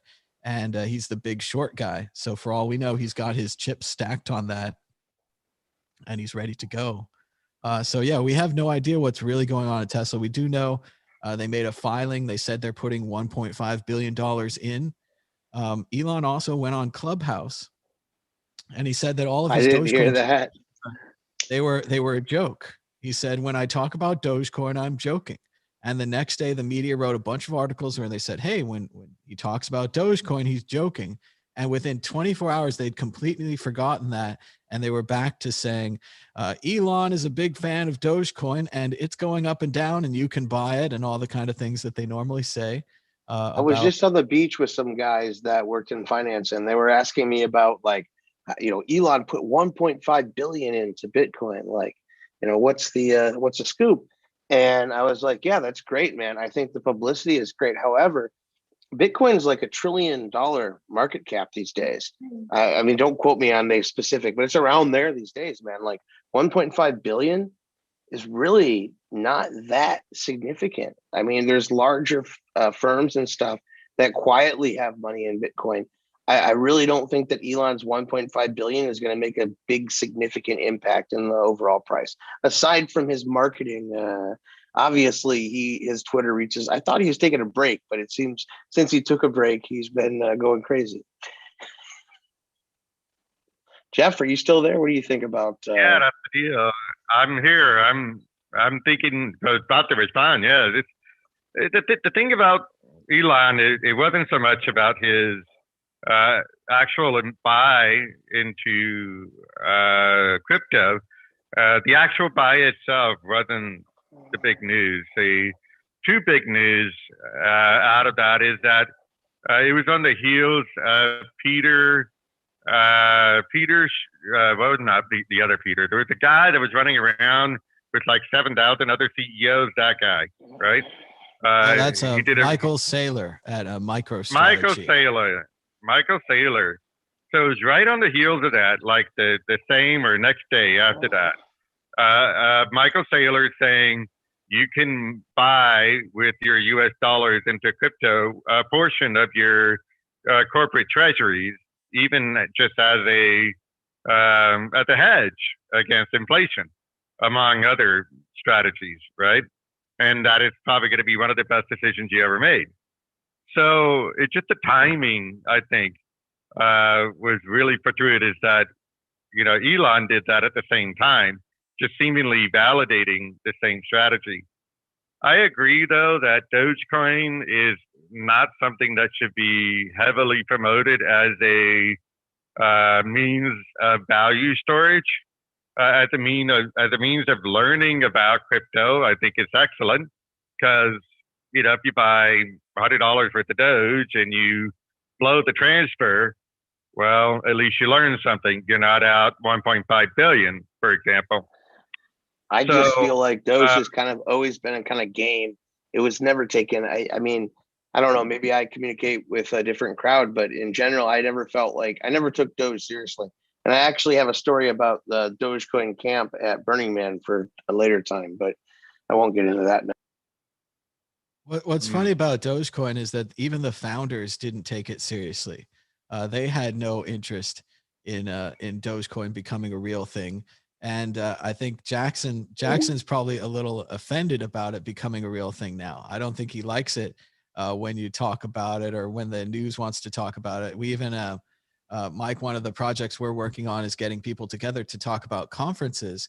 And when we were reaching out to people on these conferences, the assistant sent me back an image of Jackson's webpage. And she said, I don't think he's into crypto anymore. And there was a super angry message about how he would take no interviews commenting on cryptocurrency and he doesn't want to be involved. And I know the guy and stuff. And for all I know, they asked him to be on the Daily Show. He did a great bit on the Daily Show with lots of jokes and lots of fun about Doge. And then he just walked away from all of that. So he's another like Andreas, where they give him all these interview opportunities, and he would be I think Jackson would be a good representative for Doge if he wanted to be, but he has no interest. And it was great to see the Dogecoin programming team reappear this week. They said they're making major upgrades to Doge. They want to future-proof it. They want to solve Dogecoin's scaling problem. Good luck with that. And they're back. So that was pretty fun. I don't know about the rest of the Doge infrastructure. One of the last major things that I recall is the Dogecoin Tip Bot. And everyone, I rallied against tip bots in the old days. I said they were concentrated sources of wealth, that you weren't really tipping people the money, you were tipping them credits in a closed system. And you had to trust the owner of the tip bot that they wouldn't go out of business or run away with your funds. And the Dogecoin Tip Bot did both of those things. They were going out of business and they ran away with your funds. They used the funds of the Dogecoin Tip Bot to keep the company running. And then when that didn't work, all the money was gone. They just walked away. So don't trust your coins, even if they're Doge, to a centralized service. Also, never pitch your tent in a Dogecoin camp at Burning Man. That's all I have to say. Yeah, right. Well, same deal with Ripple. It's a closed system. And I really got to wonder about those guys.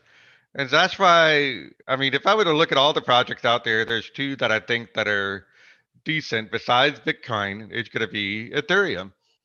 Ethereum has been making. But Ethereum's so broken, though, man. Like right now, I work with another project that's called Storage, like the Storage Coin Network, where you can rent out your unused hard drive space and you make a few bucks a month per terabyte or whatever.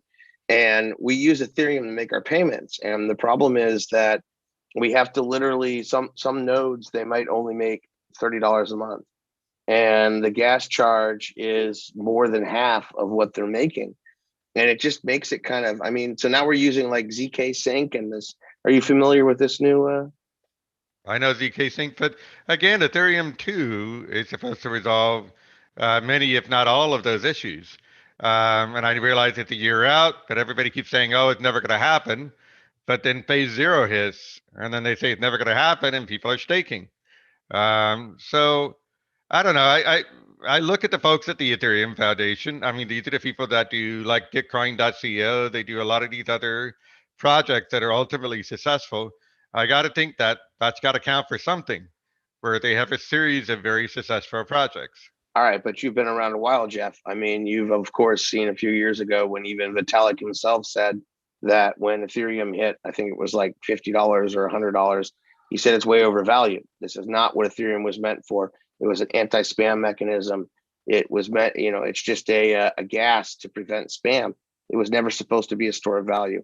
And at $50 or $100, it's overrated. And he actually said this. I think he said it on some Russian news network. Don't quote me on this. We'll have to pull it up. And then Ethereum went from like 100 to 200. Either way, so do you agree that the utility of Ethereum is like, it's just supposed to be, the ether is supposed to be the gas? Should it be this high? Is the network not broken? And how does staking help the price of the gas? I always wondered why they didn't just sell Ethereum gas for $10 a gas on their website. They're obviously printing an unlimited amount of gas. They obviously pre-seeded a bunch of gas to themselves so they could run smart contracts in the future. And it should have just been $10 a gas, and they just print more gas. I don't know why they had to. Well, I know why, because it made everyone lots and lots of money. So lots of headlines. But the question in reality is the intention of Ether, if you read the white paper and such, it was never intended to be something that you speculate on the value of. It was never supposed to be like, let me buy Ether and then stake it and make more Ether. No, it was an anti-spam mechanism. Well, but now it's so much more. I mean, you can say the same thing about a lot of other projects, that was, never intended to go this way, but it ended up going this way. The bottom line is the Ethereum 2 and Solidity programming language improvements that they're doing creates something very novel, you know, and that's what I'm looking towards is more what's going to be coming down the pike with some of these, incredible projects. I mean, I would bet more, if you will, on Ethereum more than I would ever bet on like EOS. Okay, but I mean, we're talking about different kinds of technologies here. Like, so for me, I would like to, in general, think of Bitcoin as the most significant long-term, like for store of value for cryptocurrency, most proven, highest market capital, etc. Bitcoin's obviously the number one. And I mean, like, for example, on the ATMs, we don't even waste time with other cryptocurrencies because the market's not even there.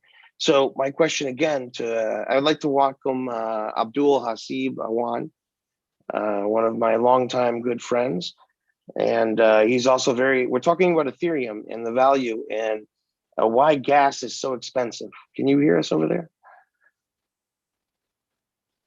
You're on mute. Yeah, can you hear me? Can you hear me? Yeah, we can hear you now, man. How are you? I'm pretty good, pretty good. So we're talking about like these expensive Bitcoins and or expensive Ethereums, Ethers, and the staking and this kind of stuff, and the fact that at this gas price, the network's not really usable. What do you think about all that? I think it's so it's good in a bad way. Like if you look at why Bitcoin was created, it was basically transfer of value. Over the time, it has moved from transfer of value to storage of value asset. Bitcoin wasn't like storage of value to begin with. And then we came out to Ethereum. Why Ethereum? And there are a lot of chains that have evolved over time. So I think it's just about network congestion. Like, it's a system that doesn't work properly. So if you look at your phones, they were clunky, they were slow. It doesn't mean the system itself is dead. Technology is not there. But I think it will come. It will become better with the passage of time.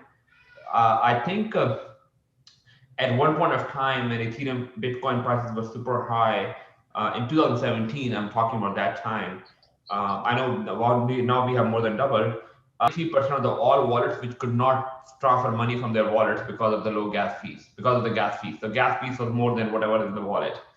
So I'm sure there must be an analysis that could be run right now on how many Ethereum are permanently lost or lost for the time being because the money that's in the wallet is very much lower than the gas fees.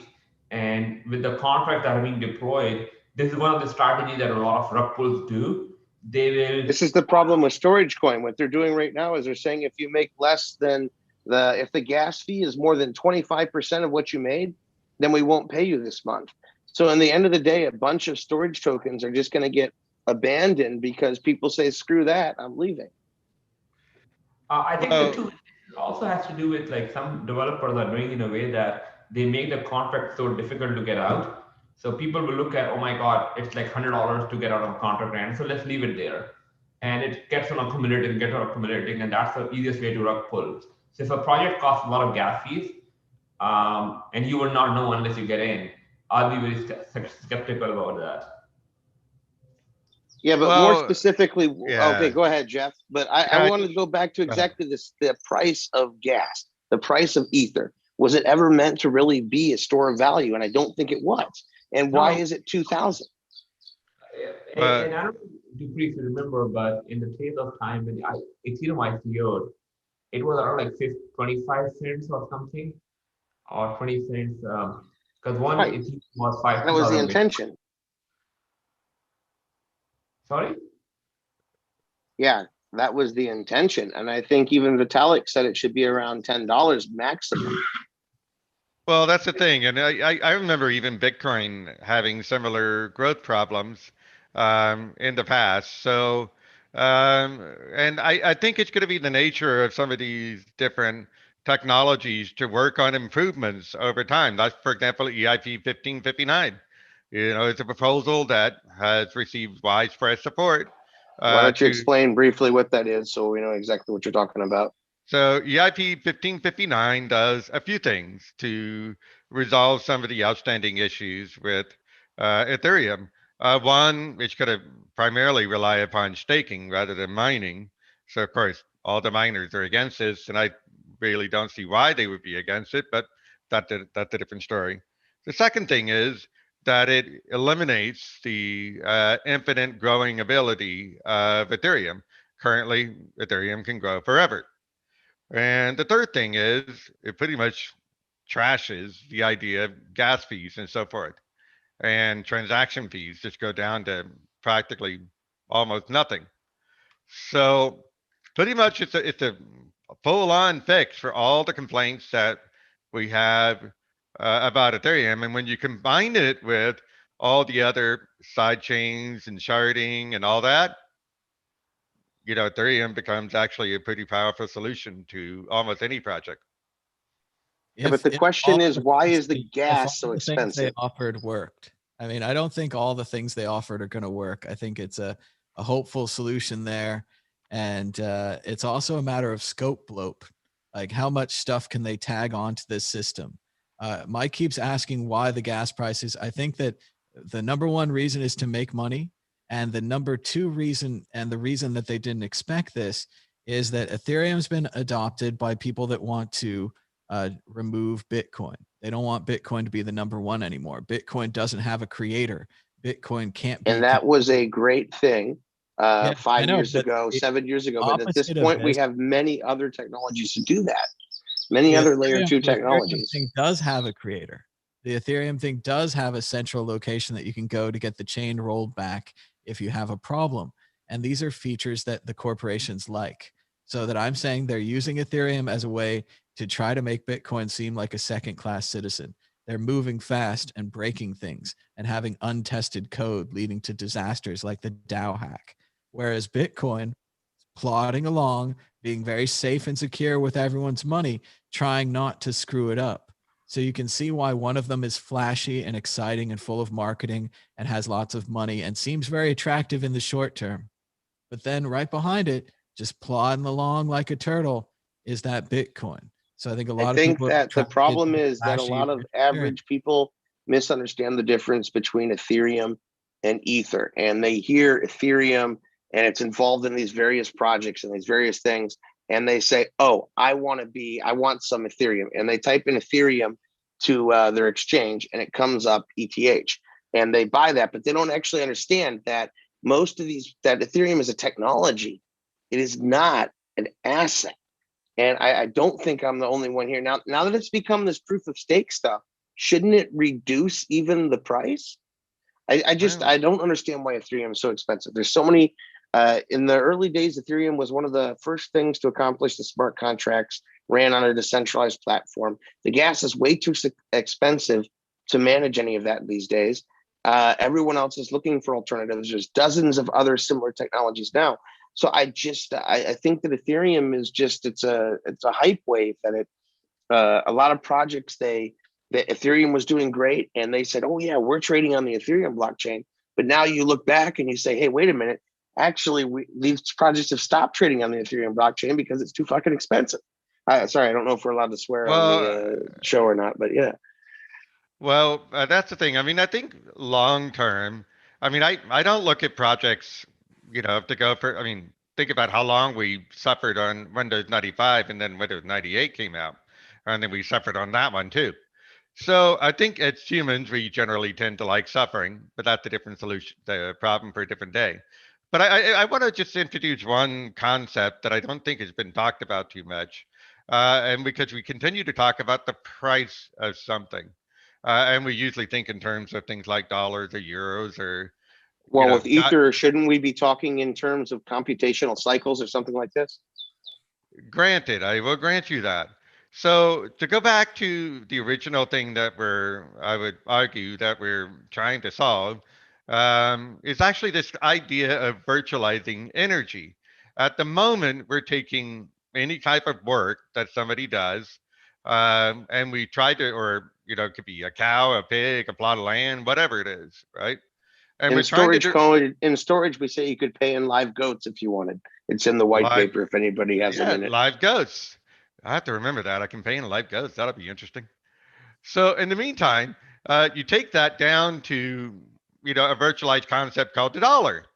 And now we're trying to argue over the price of a dollar and all that. And it gets very, very interesting after that because we've lost 99% of the information. You might as well have thrown this stuff into a black hole because 99% of the information about your work product had just disappeared magically by the time you associate it with the dollar. On the other hand, if you instead tried to capture that work product using almost any one of these blockchain technologies, you'll capture a lot more of that information.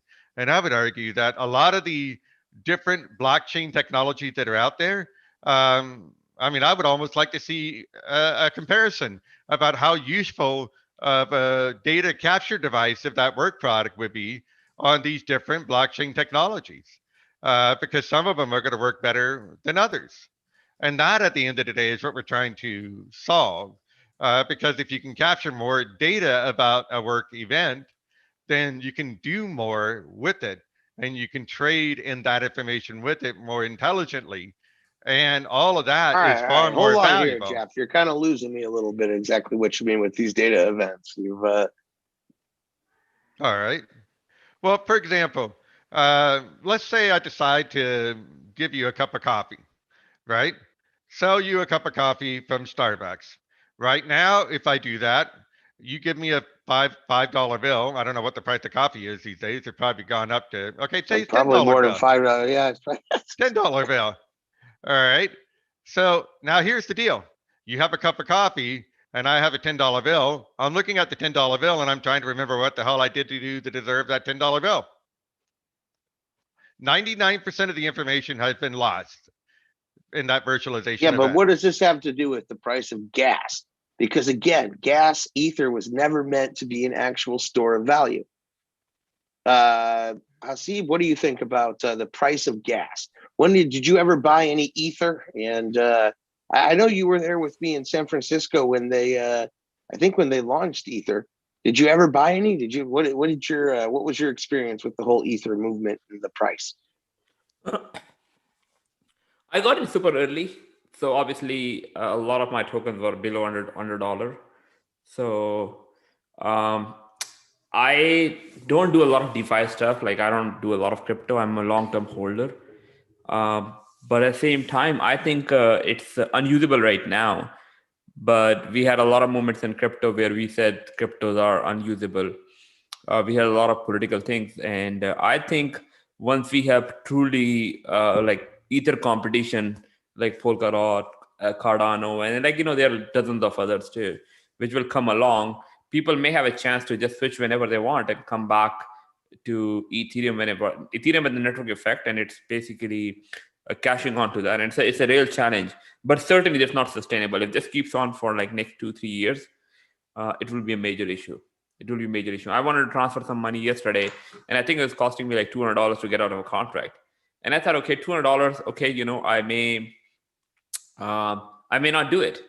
It's bad, right? It's really bad, especially for the contract value. It may work, like it was a big amount, but same time, $200 is not a small amount to get it. Because the entire concept of Ethereum and crypto in the beginning was that not Ethereum or crypto was, hey, banks are evil. They charge you a lot of money. It costs. Yeah, but my question is this. My question is this. You're saying get into Bitcoin or get into crypto or get into Ether, not Ethereum, but Ether, the gas. And my point is, there's a very big difference there. Ethereum is not I don't think it should be a store of value. I don't think that Vitalik or anyone else ever intended Ether to be $2,000. At that price, it's not usable. So it's different than saying, I wanted to get into Bitcoin or to Ethereum. Getting into Ethereum would mean building a project that utilizes the Ethereum decentralized computer. It wouldn't be like buying Ether, the gas, to run the computer. I think we have like a chicken before the egg, or a horse before the buggy kind of approach here. Yeah, I think so. Obviously, whenever something is being used, people would like to hold it. So it's like any commodity. So think about it more like commodity, where someone will need this to execute contracts, and that's how they are using Ethereum. A lot of people call it gas, and I think we should Yeah, analogize it gas just is to like that. gas It's just fee. like gas. But Yeah, if so gas, you travel if from one gas place to another costs, place. right, and if it Go ahead, costs sorry. twice as much to go there using gas than Bitcoin alone, then what do we need? Well, because of the decentralized computational power, which, I mean, who's actually using smart contracts on Ethereum right now? Oh, a lot of people are. You'll be surprised. Oh, I think it's one of the most highest Successful contracts. one. Plenty. Depends on what is success, right? Like, is it more like what is success to you? Is there success as people making money or people using the product? Because Well, that's what I'm no one saying. using the product, the price of gas will go down. The success of Ethereum shouldn't have been based upon the price of the gas. It should have been based upon the. I mean, Ethereum's not an ICO. I just think it's all treated wrong. It's a different kind of asset class. But I don't know. And you're right. Actually, even in several different matrices that I've seen, Ethereum is not treated the same as Bitcoin. Now, should it be $2,000 a coin? I don't know. That's a different story. But as far as the technology, I would still argue is they're at the forefront. At the moment. I don't know if they're at the forefront anymore. I think you look at this ZK sync stuff or whatever it's called, and there's some other technologies now and like even the Lightning networks, which I really like, where I mean, I run a Lightning node. I've never made any money off of it, obviously, but it's kind of cool that there's actually a decentralized peer-to-peer network layer 2 over the transactions. And if you look at some of the really early Bitcoin talk posts, there was I don't think Satoshi himself, but there were people who said that obviously this would eventually happen, that we would have a layer 2 over it. So I don't think that's a problem. But I just am not a big. I use Ethereum every day for multiple projects I work with, and it's cost me a fortune, man. And I really think it's a broken system, that the value is too hyped because of nothing other than publicity and marketing, and not on their own half. I mean, literally, like I said, I don't know the exact price, but Vitalik went on Russia Today or something like that, and he said, yeah, Ethereum's overpriced, and this is when it was like $100. He said it should be like $10, and immediately it shot up another 50%. So I don't question the technology, but let's remember also that even though we have Ethereum 2.0 and all this kind of stuff, or 3.0, whatever it is now, but it's still the first decentralized computational like for running these smart contracts, and I just don't know that it's made the technological advantages as quickly as some of these newer players like the ZK protocol and these guys. But I'll let you guys talk for a minute. Go ahead. But there's also plenty of other solutions that are out there. I know Solve.care recently joined up with synthetic networks because of the gas fee issue. I love the Salt guys. Hasib, what do you think over there? Well, I think it's not a matter of technology, it's a matter of network effects. I'll give you an example. Are they a better place to live than Manhattan? Absolutely they are. But you move to Manhattan because of the real estate, and because of the network effect you want to be surrounded by. San Francisco, is it absolutely best place to live in? No, absolutely. It's a piece of shit right now. But people live there because they like the network effect. They want to be surrounded. You can pretty much pick up any place in North California and make the most beautiful city in the world probably there. But no one will be there right now. So that's why. So your point is, it's not about technology extra, right now. It's all about network effect and who people are. So it's all about pump and dump and be part of the Ethereum chain, because your project will do better because you're part of Ethereum, instead of actually looking at the long term of the amount of money it costs to use the network. I think so, because I'll give you an example. Like if you want to build a shop, right? I want to start a shop, and you want to build like a restaurant. You will not open a restaurant in the middle of nowhere. You will probably open a restaurant where you can get more foot traffic. So that's what the problem with every chain is. Like, similar with Bitcoin, why Bitcoin is so popular. Bitcoin doesn't have some specific technological revolution, right? It's very difficult. You can make a better technology too. But at the same time, why people like Bitcoin? Because it's just like, everyone likes it, everyone has it. So that's the reason. You sound like a pretty advocate there of Bitcoin or of Ethereum. I guess we got some comments. No, here I'm we're not gonna about. look through. Sorry, just to be clear, I'm not advocating. I'm just basically telling you the truth, right? I'm not. If it was my wish, I think everyone should basically come up and there should be like a exchange, so you can build a So contract. we've got on one exchange of our viewers wants to know if Uniswap and Tether moving to layer 2, the gas fees will drop. So is it better to use these kind of services? Like Uniswap's been up huge lately. What do you think about those kind of things, Abdul or Hasib? Sorry.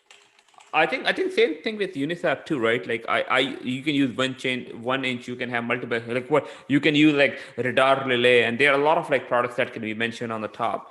So this is all like up in the air, right? Like what will happen? There will be always issues. Even if you move to layer 2, you will have. One of our guests says gas is expensive because it's useful. Jeff, what do you think there?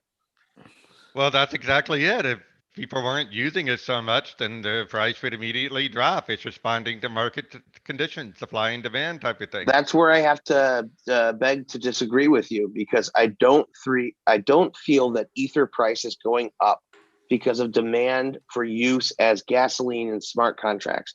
I think it's going up because of publicity of the Ethereum blockchain. Yeah, but it's still demand at the end of the day. See, it's like this. There's a I'll have to pull it up, but there's a monitor for how many Ethereum and how many Bitcoins are being moved off the exchange, right? Yeah. And I forget the name of the site. It'll come back to me in a bit. CryptoQuant, I think it's called. Ethereum being moved off the exchange has dropped pretty dramatically, more than like 20% or something like that. That's just all because of staking, right? Or these exchanges that don't allow you to stake. This is even before staking. People are buying it and moving it into their own wallet rather than keeping it onto the exchange. And the same for Bitcoins. Abdul, go ahead, please. You're on mute.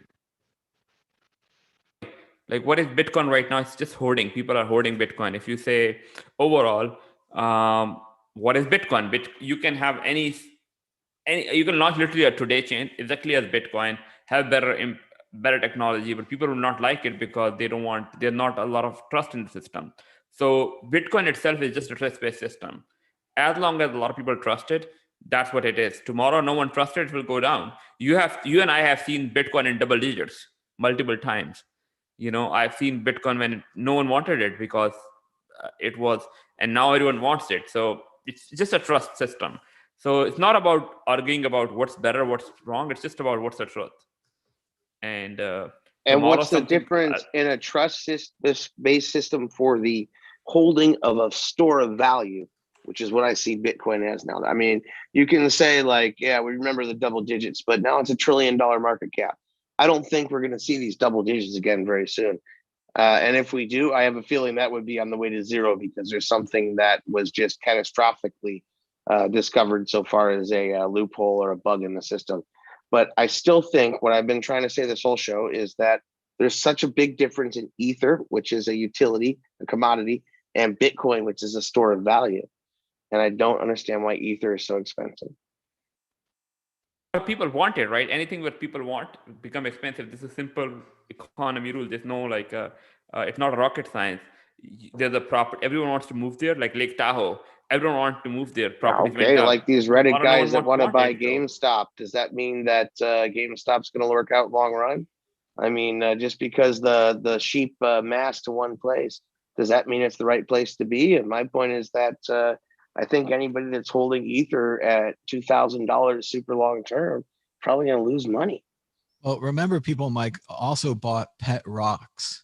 People also join into fads that aren't successful, that come and go, things that aren't successful. So, but we're like 10 years into Bitcoin. We've got to get past these fads. It's probably a mega fad.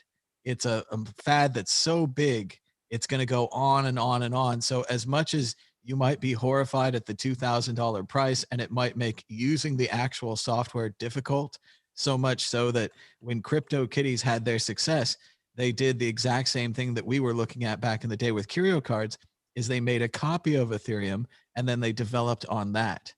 not only do you get total control of the code this way, but you also get to print your own CryptoKitty Ethereum or whatever CryptoKitty gas. You control the whole economy.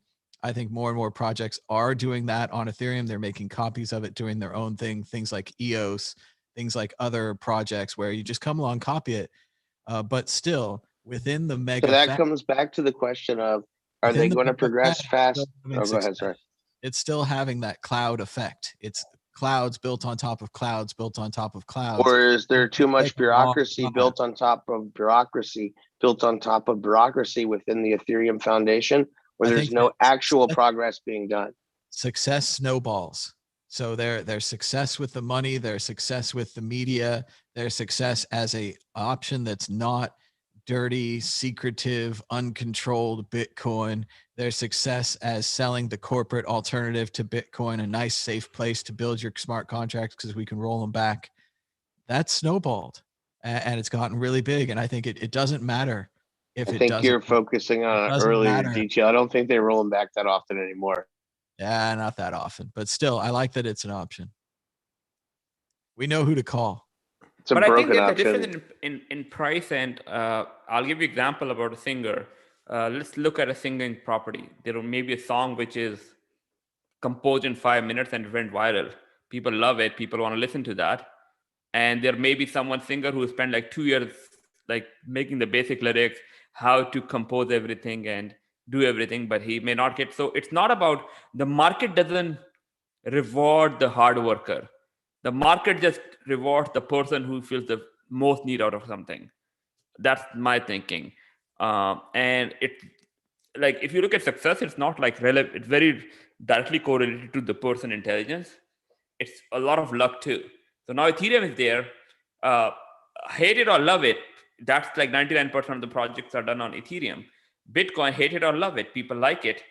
People have the most thing. Now I come up with a Schiff chain, better technology, but I need to convince everyone that, okay, you know, I have the right technology and I do everything. And there have been like projects like Tron, which exactly copied 100% of Ethereum, just changed the name, paid a lot of celebrities, and they keep on doing it. And they basically pump the coin, which actually doesn't do anything. Or if you look at EOS, which basically raised $4 billion, you can pretty much ship a space shuttle to moon and come back, or maybe do some crazy stuff in $4 billion, and they can't even get a project running. You know, you have projects which are Polkadot, which is, I think, like $30 billion. Like, you know, think about it. Like is it stupidity or something? You know, like $30 billion. Like, if real world, you can be working all day long, built a right business. And I don't know, like, what is Chase Bank market cap? I don't even know. But like, if you look at really good companies, their market caps are 10 billion, 20 billion. And these projects have done nothing. And they are like, you know, like Dogecoin. Like, you know, this is stupidity. But I'm not in a position to justify someone valuation. You just, as someone said, a joke that respect the pump. You know, people are pumping money. As a trader, I can talk philosophically. What's that old saying where they can say stay liquid longer than you can complain? I mean, there's that kind of thing where, you know, they can keep making these bad investments, even though they are stupid, even though you are right, and that they can extend further than you can. This is like the law of large numbers, right? So, I mean, you can flip a coin. You and I can be hot shots, and we can sit and put $1 million on a coin. I can flip it 10 times, and it come heads up 10 times for me. Because the fact is, so this is how the casinos make their money too. So when you look at people like Elon and these, you know, pumping Doge and pumping Bitcoin like he's doing with Tesla, which might be, I mean, if this was a regulated market, he'd have the FEC or whatever they are at his door in 2 seconds. And but the reality is he not just pumping these unregulated markets? I really don't know. And with Elon's kind of money, he can afford to. So remember, if you're the casino, let's look at blackjack, for example. Good players of blackjack, they can get almost a 50% chance. So they're almost even able to cheat the house. But in the end of the day, even if they can get a slight advantage, even if they have a 1 or 2% advantage, at the end of the day, they always lose because the house has much larger multiples of money. And is Elon not fucking with Doge and with Bitcoin like that? The thing is, I just I don't trust what's going on there. But I love the man. I think he's really cool. But Like, I'll give you a simple example. Shopify, one of the best e-commerce companies in the world. You know, their revenue doubled last quarter or something. Their earning reports came up and, you know, the stock went down by 8%. Like, this is stupidity, right? I remember there's a card. I forgot the card name. It was started with T or something, and they had a MasterCard. I remember the day, you know, their contract with Wirecard basically went out. Like, you know, they said, they will not be issuing their card. They had one product, just one product. They were issuing debit card. The company says we will not be able to serve you anymore. So we are shutting down your product. I think the token went up by 50% that day, something. So there's no correlation between these two things. Between value and price? Yeah. If you look at TAs, like the people who teach PAs, teachers who write books about TA, they are not the richest people in the world. They basically are just broke people. Or it's like my MBA class professor who can tell me how a product becomes so bigger and how the product was absolutely best. They can have case studies, but if you put the same teacher in the real world, he will be getting slapped left and right all day long. There is a saying that says there's those who can do, and there's those who teach. And I think you still have to remember that teachers are very important, and that the basics are something that even if I can remember my first class in business school where it was like 300 people, and the guy started by saying, you know, his history and what he did, and that he was making 80K a year, and then he became a teacher. And it was like, well, what the hell am I doing here? And my father told me, and he's a wise man sometimes, he said, you know, the basics are very important. Like it doesn't take a rocket scientist, you know, to learn the basics. So there's a definite big place for teachers. So yeah, I guess that's all I was saying. Jeff, what do you got going on over there? Well, yeah, I was already thinking about, there are solutions out there for some of the gas problems and so forth. Synthetic networks being one of them. You know, you can actually put your, you know, project on synthetic networks and it'll drop your transaction fees down to pennies. So I'm wondering, even if Uniswap or one of these guys were to build their own synthetic networks, they could probably do the same thing and drop their gas fees down to nothing. So there are solutions out there to this gas fee problem for the short term. And long term, you know, same deal. You know, we started off, we said 640K in memory was enough for everybody, and now we're dealing in petabytes, right? So there are solutions that are coming.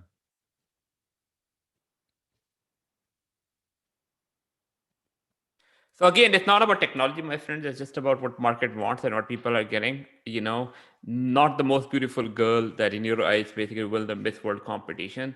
It's just what people judge everything. And market doesn't reward the smart people. It just rewards who was there on time. Yeah, but the other question is just like when you watch Bloomberg or you watch CNN or all these, whatever these other news channels are, and they're talking about Bitcoin, Ethereum. Is that really what's like? I mean, at this point, I think we can all agree that Bitcoin is what it is. We're all very familiar with it. And Ethereum, like neither one of them are new technologies. And I have a feeling that Bitcoin is going to have some flaws someday. I think that we're getting to, in the beginning, people used to ask are you a big Bitcoin guy or do you look at other things? And it used to be like, no, I'm a blockchain guy. I like to look at all of it. And then it was like, are you a Bitcoin guy or what do you think about this coin and that coin? It was like, no, fuck all that shit. I'm a Bitcoin guy. These are all a waste of time. So I think that there's a big stratification between what the average news and such is reporting, even to educated investors, about what is going on here. Like, can we agree that Bitcoin and Ethereum are different things, that Ethereum is not a store of value? Or is that still debatable? I think it's still debatable because why is it not a store of value, right? Anything that's basically used in the market, I would like to keep it. So I don't think so. There's any debate about not storage value.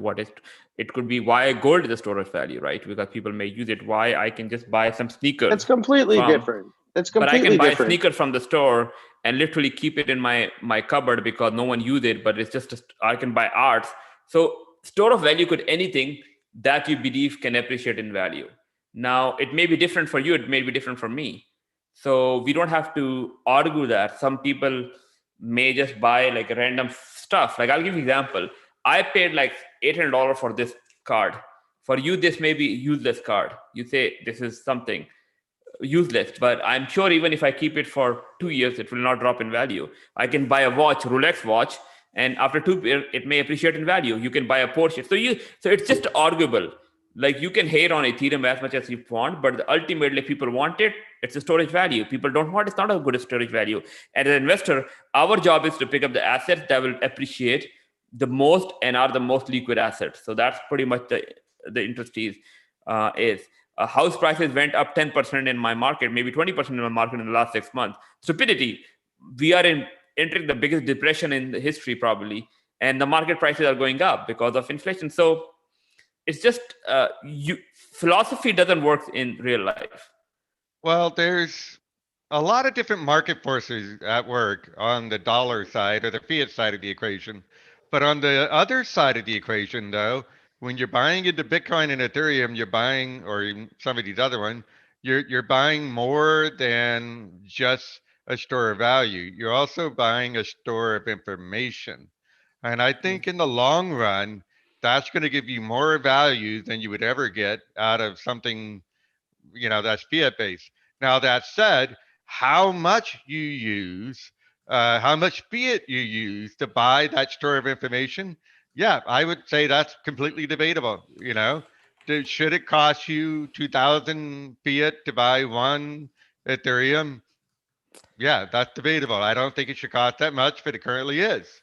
But on the other side, if it costs 50,000 to buy one Bitcoin at the store of value, against fiat, at the moment, that's a good hedge because you can actually have a lot more information and a lot more utility out of Bitcoin than you'd ever get with a fiat. All right. So what else? Let's move along to the next topic. What I can tell you, Mike, is last time you asked me to come meet you, I spent 1,000 Ethereum to meet you. 1,000 I don't Ethereum, like it that anymore. wasn't worth it. Was this when you ate Indian food, made a mess in my bed? That's right. It cost me 1,000 Ethereum to meet you. Man, frankly, I would not even pay 10 Ethereum today. Well, I gave you about so this is like 500 Bitcoin either you have ATMs, depreciated by 100 so times or Ethereum went up by 100 times. I think I gave you guys at least a few hundred in the Bitcoin for the ATMs, and none of them are online. So I would say we're about even. So you have to decide this, right? Like think about it. Like, I got zero for my money. At least you are probably the worst store of value right now in the world. That's funny. There's a similar story where the guy was doing Bitcoin stuff and he paid 155 Bitcoin to get the flight to go investigate Mount Gox. It was the guy that made the major investment in Mount Gox. Oh yeah, Emilio, man. He's on one of the hosts of the Joe Schmo show. He's not available. He was supposed to join us today, but he was busy. Yeah, the same exact story, Haseeb. He wasn't talking Ethereum, but he was talking Bitcoin. And he's like, yeah, 150. So I'm sure if I have to invest between Ethereum and Mike, I'll invest in Ethereum. It becomes a choice between investing in Abdul or not investing. I'll invest in that Bitcoin. So, anyways, man, folks, nice meeting you. Like I said. Hey, hold on, man. We're not done here. We got the next topic to move on to. We were just talking about Ethereum gas price. Thomas Hunt, what is next on the list of topics to discuss? Something not related to Ethereum. Let's talk about crypto. Everything about Bitcoin's about the price now. So it's just like corporations. Yeah, when the price goes up, it's about price. When it goes down, it's about technology. That's right. So yeah, we're in the point where it's about price. Do you want to talk about Satoshi Nakamoto, the creator? Oh, I got a story there for you. All right. So this is something that's not known by a lot of people, but you can find it, and I'm happy to supply a link later. But there's one transaction that came from Satoshi to Hal that came from an IP address in Southern California. There is that one transaction. So he was in SoCal at one point. Dun dun dun. Well, But is it even relevant at this point of time? So I think it's bragging rights for Southern California. I'm in Northern California, so I'll take that. me too. I'm in Northern California too. We're the ones Is sending it- Southern California the water. Isn't it a big problem though that potentially 1% of 1 million coins are potentially owned by some unknown person who, let's say that the government, let's speculate wildly here in conspiracy theories. Let's say the government's smarter than us and they spent billions or trillions of dollars and they figure out who Satoshi is. And they've got him in a cell and they give him 1 drop of water a day, just enough to keep him alive. And they're saying, listen, you're going to give us the keys to those 1 million coins or else. So, I mean, like, is it is it really secure when somebody has 1 million coins? What if Satoshi worked for the CIA the whole time and the government's just sitting on the keys and they just get to a certain point and they're like, thank you for joining the new U.S. government. Best investment they ever made. Do-do-do. Best investment they ever made. Possible, but I don't think that's likely. I don't think Satoshi was CIA. Just doesn't seem likely. But you don't see a problem with one person holding 1 million Bitcoins? Maybe as a proposal, we should edit the Bitcoin code to exclude these early Bitcoins. We should ban them entirely. From this has been proposed. Entirely before. possible. It's been proposed. Yep. That's entirely. There is a VIP. I don't think that's fair either. But really, what do we think honestly about someone having 1 million of the Bitcoins who we don't know who is, and we don't know what their intentions are? It could be government, could be a nice guy. I think well played, of course. But Jefferson, you want to talk more on Talk this? about another conspiracy theory. Hal had an illness, and he randomly meets up this guy in SoCal that maybe has the same illness or some kind of other terminal disease. And that could be why I mean, Satoshi, Hal Finney, right? Hal Finney, yes. Yeah. I read about this. So what Or if Hal Finney invents an imaginary friend to play with him to create Bitcoin? No, and it's all Hal Finney, and it was just all in his mind. Because of that IP address that was tied to a residential address, that was Satoshi. He was mining and sent the coin that day as Satoshi. Then all you've proven is there's a second location. Like I can rent a house as Hal Finney and do it for cash and put some Bitcoin mining machines in there, and I can run them, and I can go back and forth. I mean, I don't know that really. Entirely possible, but I think it's more likely that there was a person there, not Hal Finney, that ended up dying of a terminal disease.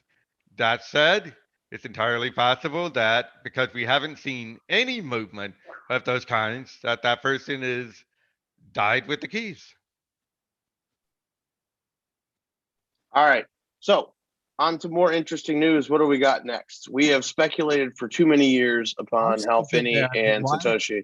Why wouldn't have Satoshi had like a dead man switch to donate these coins or a contract that like? Well, you're completely right. There's no way that he wouldn't have. Positive. He's not that dumb. Although some people say his code wasn't written very well. Well, about the code though, about the rollout of the product, the foresight in being anonymous, the foresight in programming it, open sourcing it, all these kind of things, like the way he released the white paper, the way he promoted it on forums for a certain amount of time and then disappeared. There's a lot of forethought in Satoshi's work. So it seems like, yes, if he had a terminal disease, he would likely release it. But then again, maybe it's better for the mystery to maintain. Maybe it's better to have this forever mystery about the creator and the forever mystery about these coins. No one will ever control them until we do that fork thing and we cut them off. And then wild west. Then some more Bcash, baby. Everyone's all on that slippery slope. They're like, oh, but then you could cut off my coins and you could cut off their coins. And then this, and then we have the whole color coin controversy where all the coins are tainted and those are dirty coins. I want my purple coins. Where are my purple coins? Well, have you seen this stuff now where they're trying to legislate where you can't have private wallets? And if you do, you have to separately, I don't know if you've looked at your tax return in America lately, but they want you to separately classify each transaction. And I mean, I don't know if you guys have ever placed like a market order on Gemini for, $10. It will execute in 10 different transactions at different prices. and it's just very, very complex. But yeah, but they're advocating hosted wallets so that the exchanges will be responsible for it. Yeah, no, that's not going to live very long either. Because not your keys, not your coin. Well, the thing with Ethereum, the problem is you're using the same address for everything. Well, but no, yeah, true. But you can get other addresses. You can get other wallets.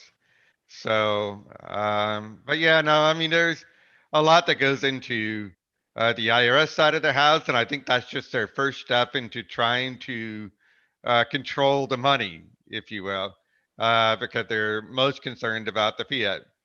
That said, I don't think fiat's going to last very long at the rate they're printing it. If you look at usdebtclock.org, I mean, everything on that screen is flashing red, man.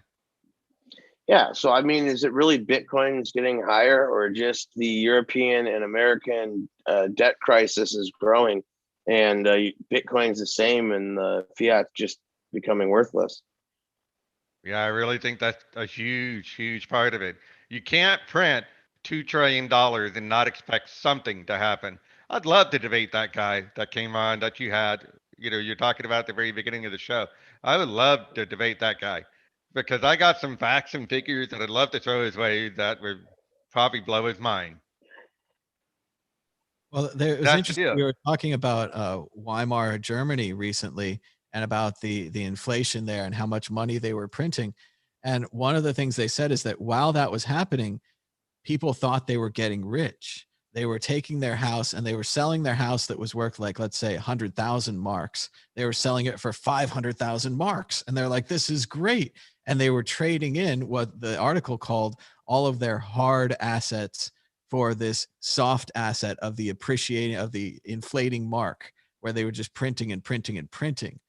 So it is an interesting idea, like you guys are saying, that Bitcoin could be this barometer for the unhealthiness of the normal economy, that we were printing a lot before. We printed a lot for the Trump tax cut.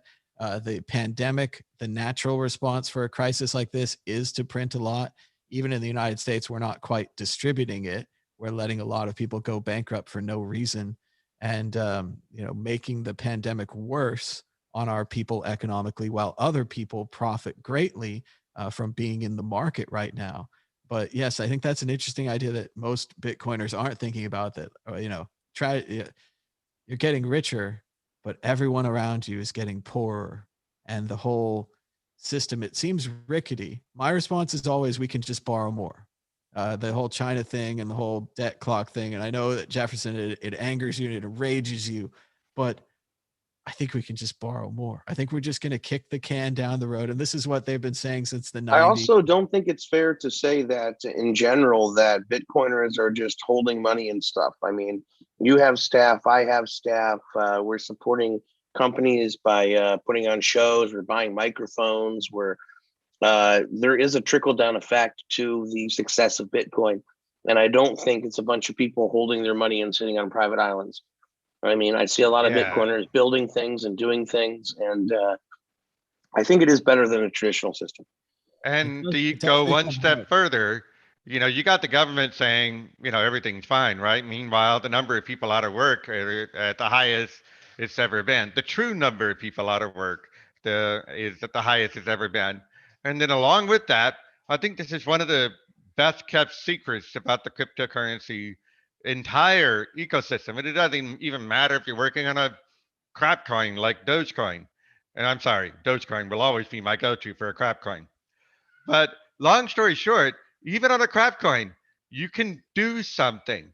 Like, you don't have to wait for somebody to tell you, oh, go work here. There is already plenty of people asking for work to be done and within the cryptocurrency ecosystem. You can start working and earning now. And you can trade that for something useful like food, water, housing, anything. You can buy a car now for a Bitcoin. So that just goes to show there's more outlets now, more and more outlets. It's no longer a centralized, like if you are living in Bangladesh and the average wage is $20 a month or something, and you're a programmer, you no longer make $20 a month. It's a global economy now enabled by Bitcoin, where if you want to learn and you want to work, It doesn't matter where you live or what color you are or whatever else, what currency your government allows you to transact in. I mean, it's eliminated all these borders, and that's one of the coolest things about it. Absolutely. And now with that's Crypto, something we should be talking about more than just the price. Too many times we talk Crypto. about the price. What Mike's saying about taking down the borders, giving opportunity to people, even right here. Like, you don't have to be, a doctorate or an expert or some kind of chosen person by television. You can get on the internet. You can state your opinions about Bitcoin. You can talk about other things. You can have a blog. You can have a Twitter. You can have a podcast. All these things. It's coming flatter. The world's getting flatter. The path between, spouting your opinion, writing your own book or whatever, becoming an expert, sharing your opinion, it's getting smaller. So I think Bitcoin's doing that, and it's helping do that. Jefferson, you had more on this. Go ahead. Oh yeah, the .crypto thing. Now anybody can host a website that cannot be taken down. For better or for worse, anybody can host a .crypto site. And I think that's probably one of the most amazing things to come out of this whole revolution is now, like the people in Hong Kong that have such a These are the horrible guys time. partners with Cloudflare. Right. Cloudflare, .crypto, you can set up a website and that's it. It's never going down. And I think that's just what, so there's going to be more innovations like this as time goes on, and you can be a part of that. And you don't have to be a programmer. You can be an artist and put up your art, non-fungible tokens, right? There's a lot of different ways to now to monetize your skill, which you could not do before. And that's what this crypto revolution is bringing more than, that's why I keep going back to, it's not so much about the price of the Bitcoin. It's about the fact that you can do something, you can create something, and you can be properly rewarded for that work effort much more than you could with a. It's about the utility. It's about the ability to be paid on a global, free, open marketplace versus all these different things impacting what you're paid. Exactly. I think that's what we should be talking about more. Everyone likes to talk about the price, and they like to do the story where, oh, if I had held this, and oh, if I hadn't sold that, and all that kind of thing. But instead of that, I think we should focus more to what are you good at? I would say can you take what you're good at and sell that for Bitcoin? I would say of the 100 employees that EasyBit has had in the last 7 or 8 years, 99% of what they earned, they immediately sold, not because they were here for Bitcoin, but because they had to feed their fucking kids or they had to fucking pay rent. They weren't here saying, Mike, I love Bitcoin. I want to work for Bitcoin. They were like, yeah, man, I need whatever you can pay me to answer support calls and such. And so people go by too fast. They're like, oh, if you'd spent your stimulus check on Bitcoin, you would have this much. But most people that got a stimulus check needed to spend it on food and rent immediately.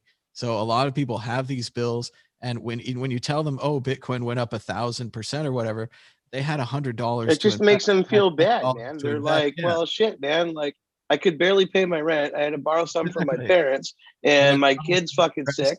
And you're telling me Bitcoin's doubled, and but I think we have to remember. So what I was just trying to say is that there is a lot of utility in Bitcoin, a lot of velocity that really helps globalize the world and the workforce. That does not increase the price. Well, and I think we just have to focus on this more of a positive message of what you can do in Bitcoin, how you can take your existing skills, no matter what they are, like Jefferson was saying, programmer to artist, politician, writer, thinker, soccer player, guitar player, whatever you want to do, you can link that up to Bitcoin. You could even try, like Jefferson saying, these new crazy things, the NFTs. You could make your own coin. You could make a crypto kitty. You could do all these kind of things. And that is now freedom provided to you by Bitcoin success, by the fact there's all these companies. You can buy Bitcoin easily. You can sell it. You can move it around. This enables that. And yes, you're definitely going to, if you start earning Bitcoin, if you start doing what you're saying, you're definitely going to start selling it for money so you can live. And then you're going to regret those sells, and you're going to have to go through this whole process again. But yeah, I don't think anyone's doing it perfect. No one's done it. And in the end of the day, positive If you're quote getting on this. paid in a local wage in a country where you're putting a skill forward and you think, wow, man, like if only I lived in this other country, I would make so much more money. Bitcoin solves that problem. So we understand if you've got to work and sell your Bitcoin, like what Thomas likes to advocate, and I'm also an advocate of this, is cost dollar average, man. Like even if you got to sell most of your Bitcoin, man, like cut back on one little bit of food or one beer a week or something, and just put that little 5% or 10% or whatever you can do into Bitcoin, and just keep that, putting that in, and then look in 5 years and you'll be surprised. So don't put away anything you can't afford. Don't think you're going to get rich tomorrow. But even if you get paid in Bitcoin, doesn't matter how you get paid. This is typical asset advice. However you get paid, you should try to save at least 10%. I'll give you one.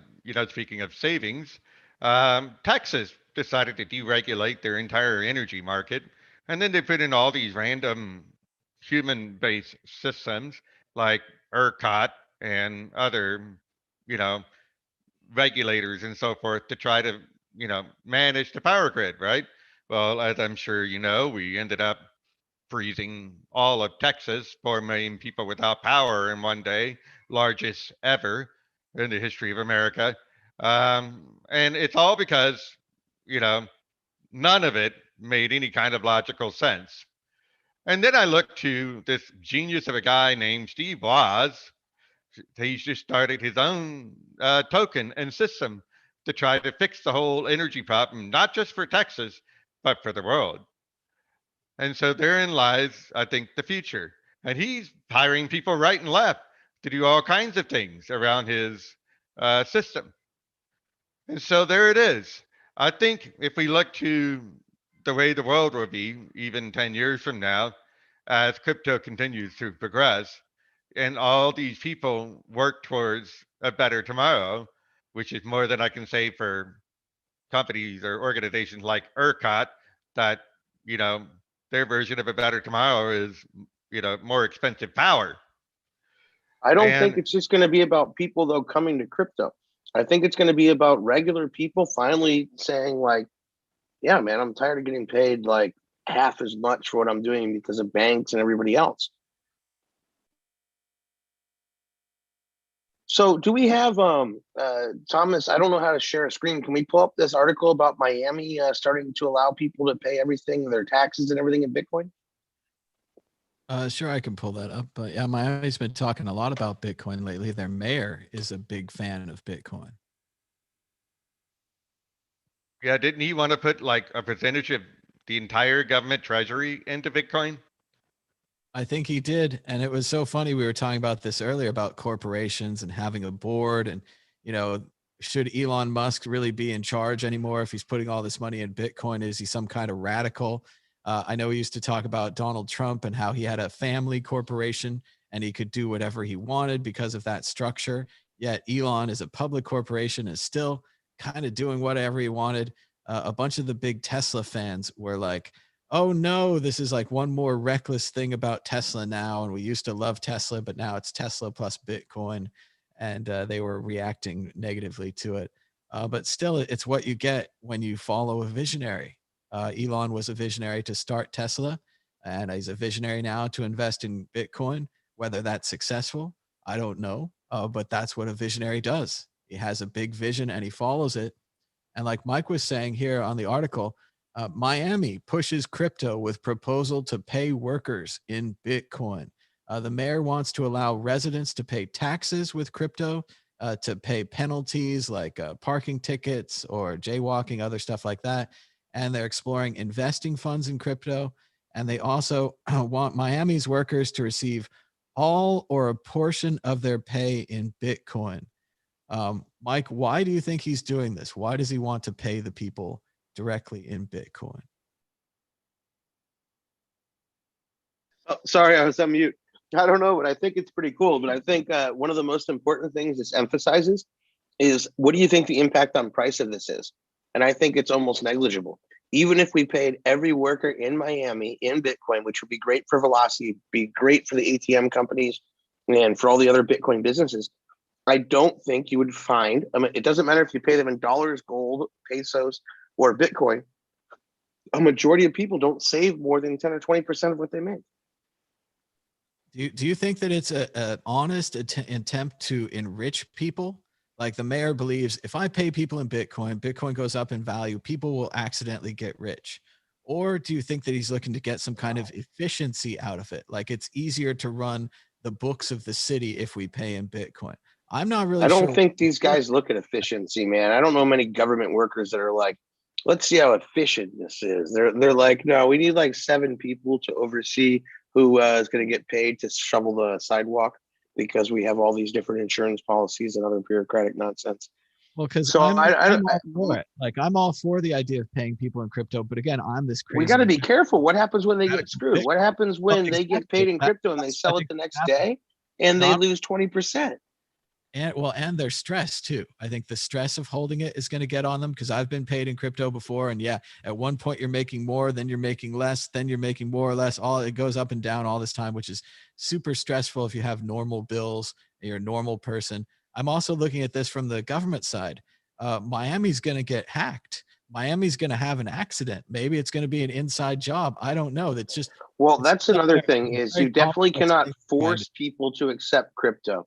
Because if you have somebody who's, let's say that it's an older woman or a man, and they don't even really have a computer they use, and you're like, yeah, you got to take crypto or we're going to charge you more to send a bank transfer. That's not fair either. It should be a free market to choose how you want to be paid. But I love if they would implement crypto in any way. Go ahead. Well, Jefferson, you've been quiet. What do you think about Miami's initiative here? I think it is a brilliant thing, actually. To allow people the freedom to choose how they want to receive their money, you know. And I again, it goes back to I really disagree with the concept of a central bank. I really, really do. And I know it sounds almost unpatriotic to say that, but remember, the Federal Reserve is not a government entity. You know, a lot of people don't know that. They think that's part of the government. They're the reason why Donald Trump got all pissed off at the Federal Reserve not doing what he wanted them to do. You know, because that's the thing. He can't order them to do anything. No president can. No one person can order the Federal Reserve to do anything. And so these are the people that are in control of the so-called monetary supply. And they say, oh, well, we have complete vision over all the things that are going on with the monetary supply. Now, you take a look at that and you can say on the surface, what he just said, it's a complete lie. Because I know more about what's going on with Bitcoin or Ethereum or any one of those tokens because I can see everything about it. I can't see everything about the dollar.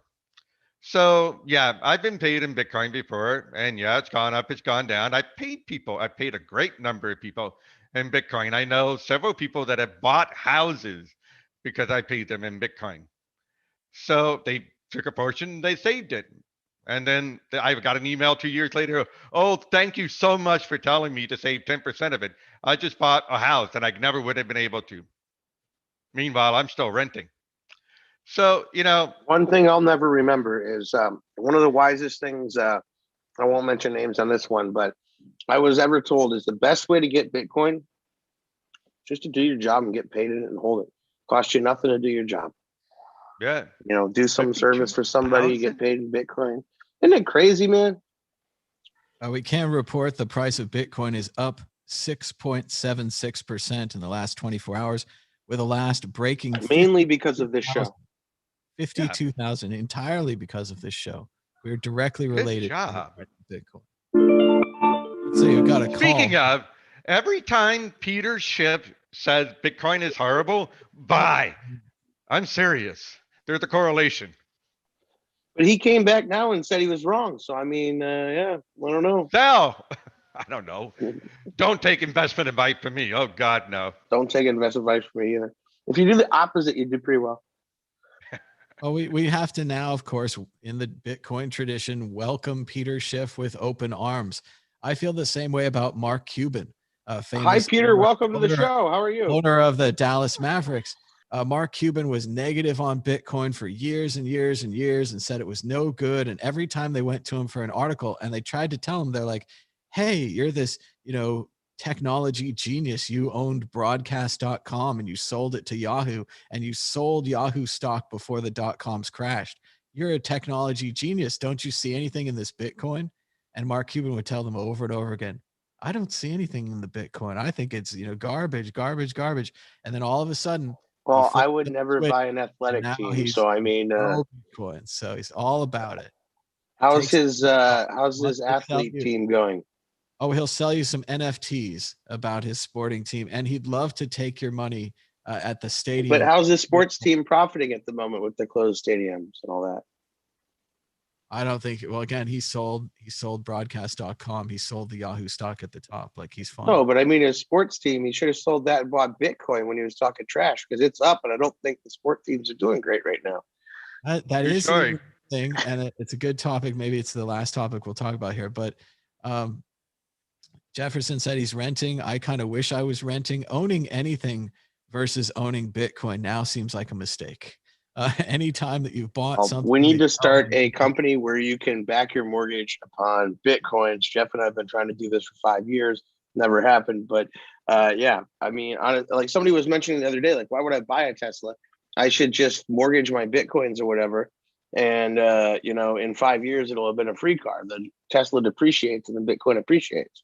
Well, you can do that. There's Celsius, there's like 3 Nexo. There's several of these different companies where you can put your Bitcoins there, and you can they'll loan you fiat, as much fiat as you want.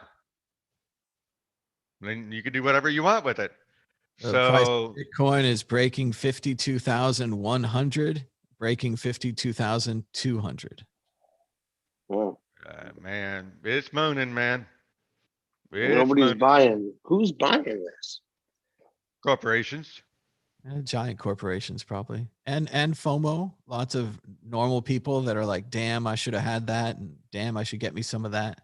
I don't know that there's people that are like, damn, I should have got into Bitcoin. Let me pay $53,000 for one. You don't have to buy a whole one, Mike. Don't spread that nonsense.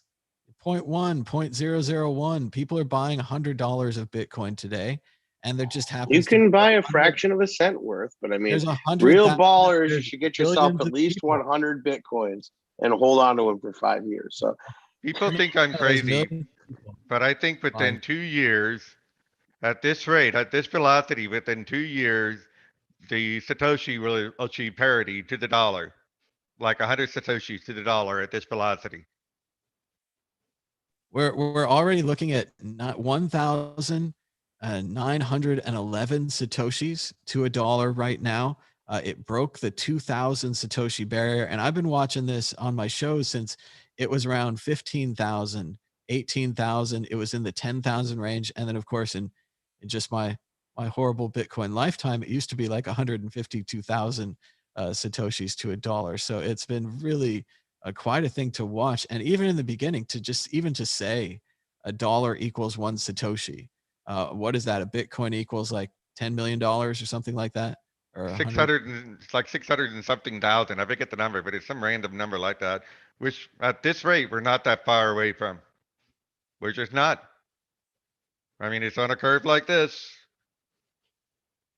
Well, let's see if I can get this chart to zoom out anymore. Let's see. Because this is that's a 1 month view. Here's a 5 year view. Good job, DJ Booth, adding in more options for the chart. Yeah, this is that 4th wave spike. Great job, Thomas Hunt, on zooming into the top left of the chart. So here's the thing that I do know about this random cycle that we keep going through. This is my 3rd time through this cycle. All right. That last peak and value is when we hit 20 some thousand, right? So the current math behind every one of these peaks and valleys so far has been spot on. And the math says we're going to hit about 100,000 before it starts to go down again.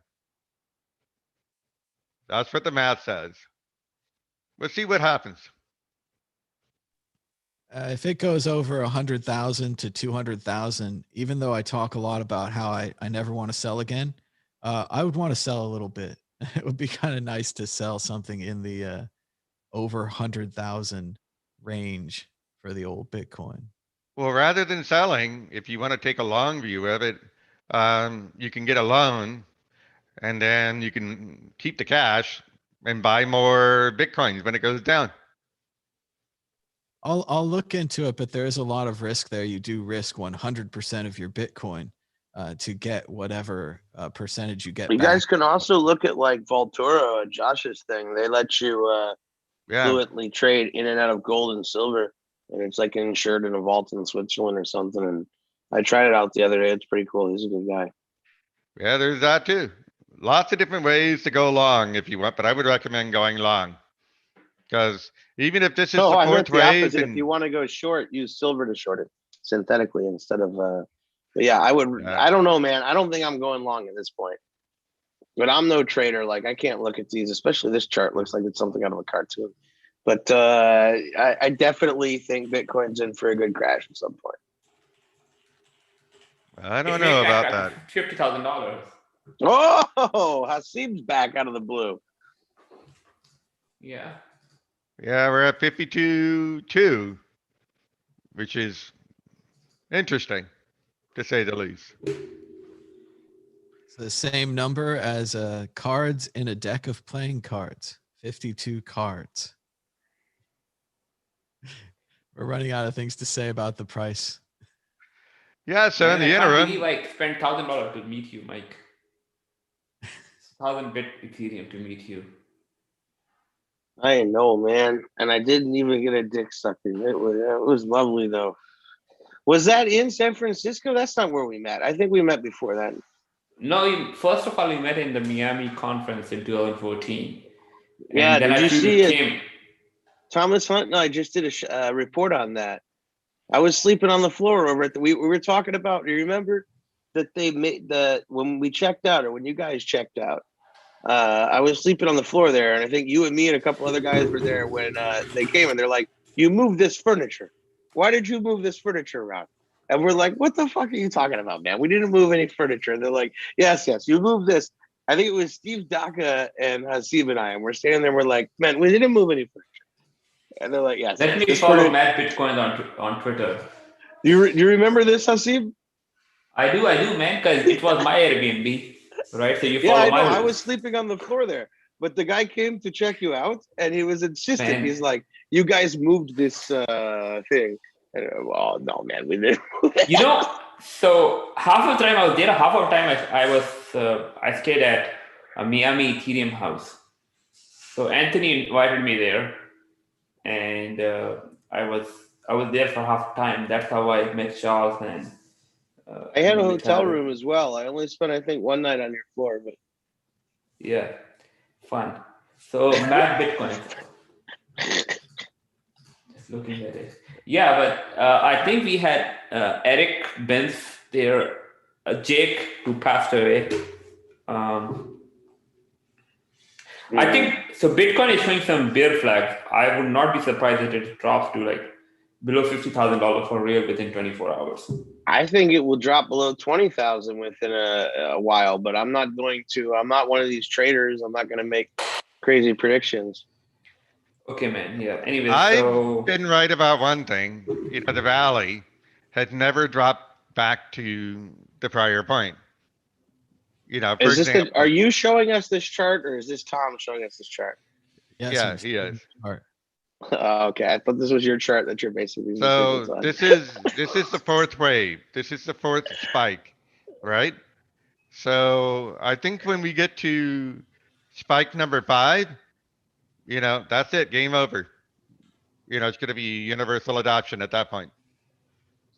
Oh man, there's still so much more work to do. Man. Okay, guys, I have to go again. Obviously, yeah, I work. Hasim, it's always great to see you, and I'm sorry to waste your 1,000 Ethereum, but it's okay, man. I always miss you either way. Coming over to Spain sometime. I can tell you one thing, man. I can get Ethereum back, but I would not get the time back. So it was well spent. So I don't have any regrets over it. Don't worry. Well, thanks. I shared a bed with this man, I think, on that conference. It was just back before we could afford our own rooms. Yeah, I know. 1,000 Ethereum for the flight. We had to share a bed.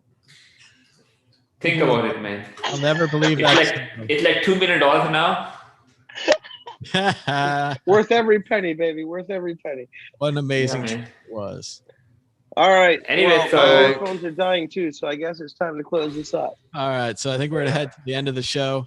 Thanks so much for joining us. Thanks for everyone at home. Be sure to give us a thumbs up and subscribe down below.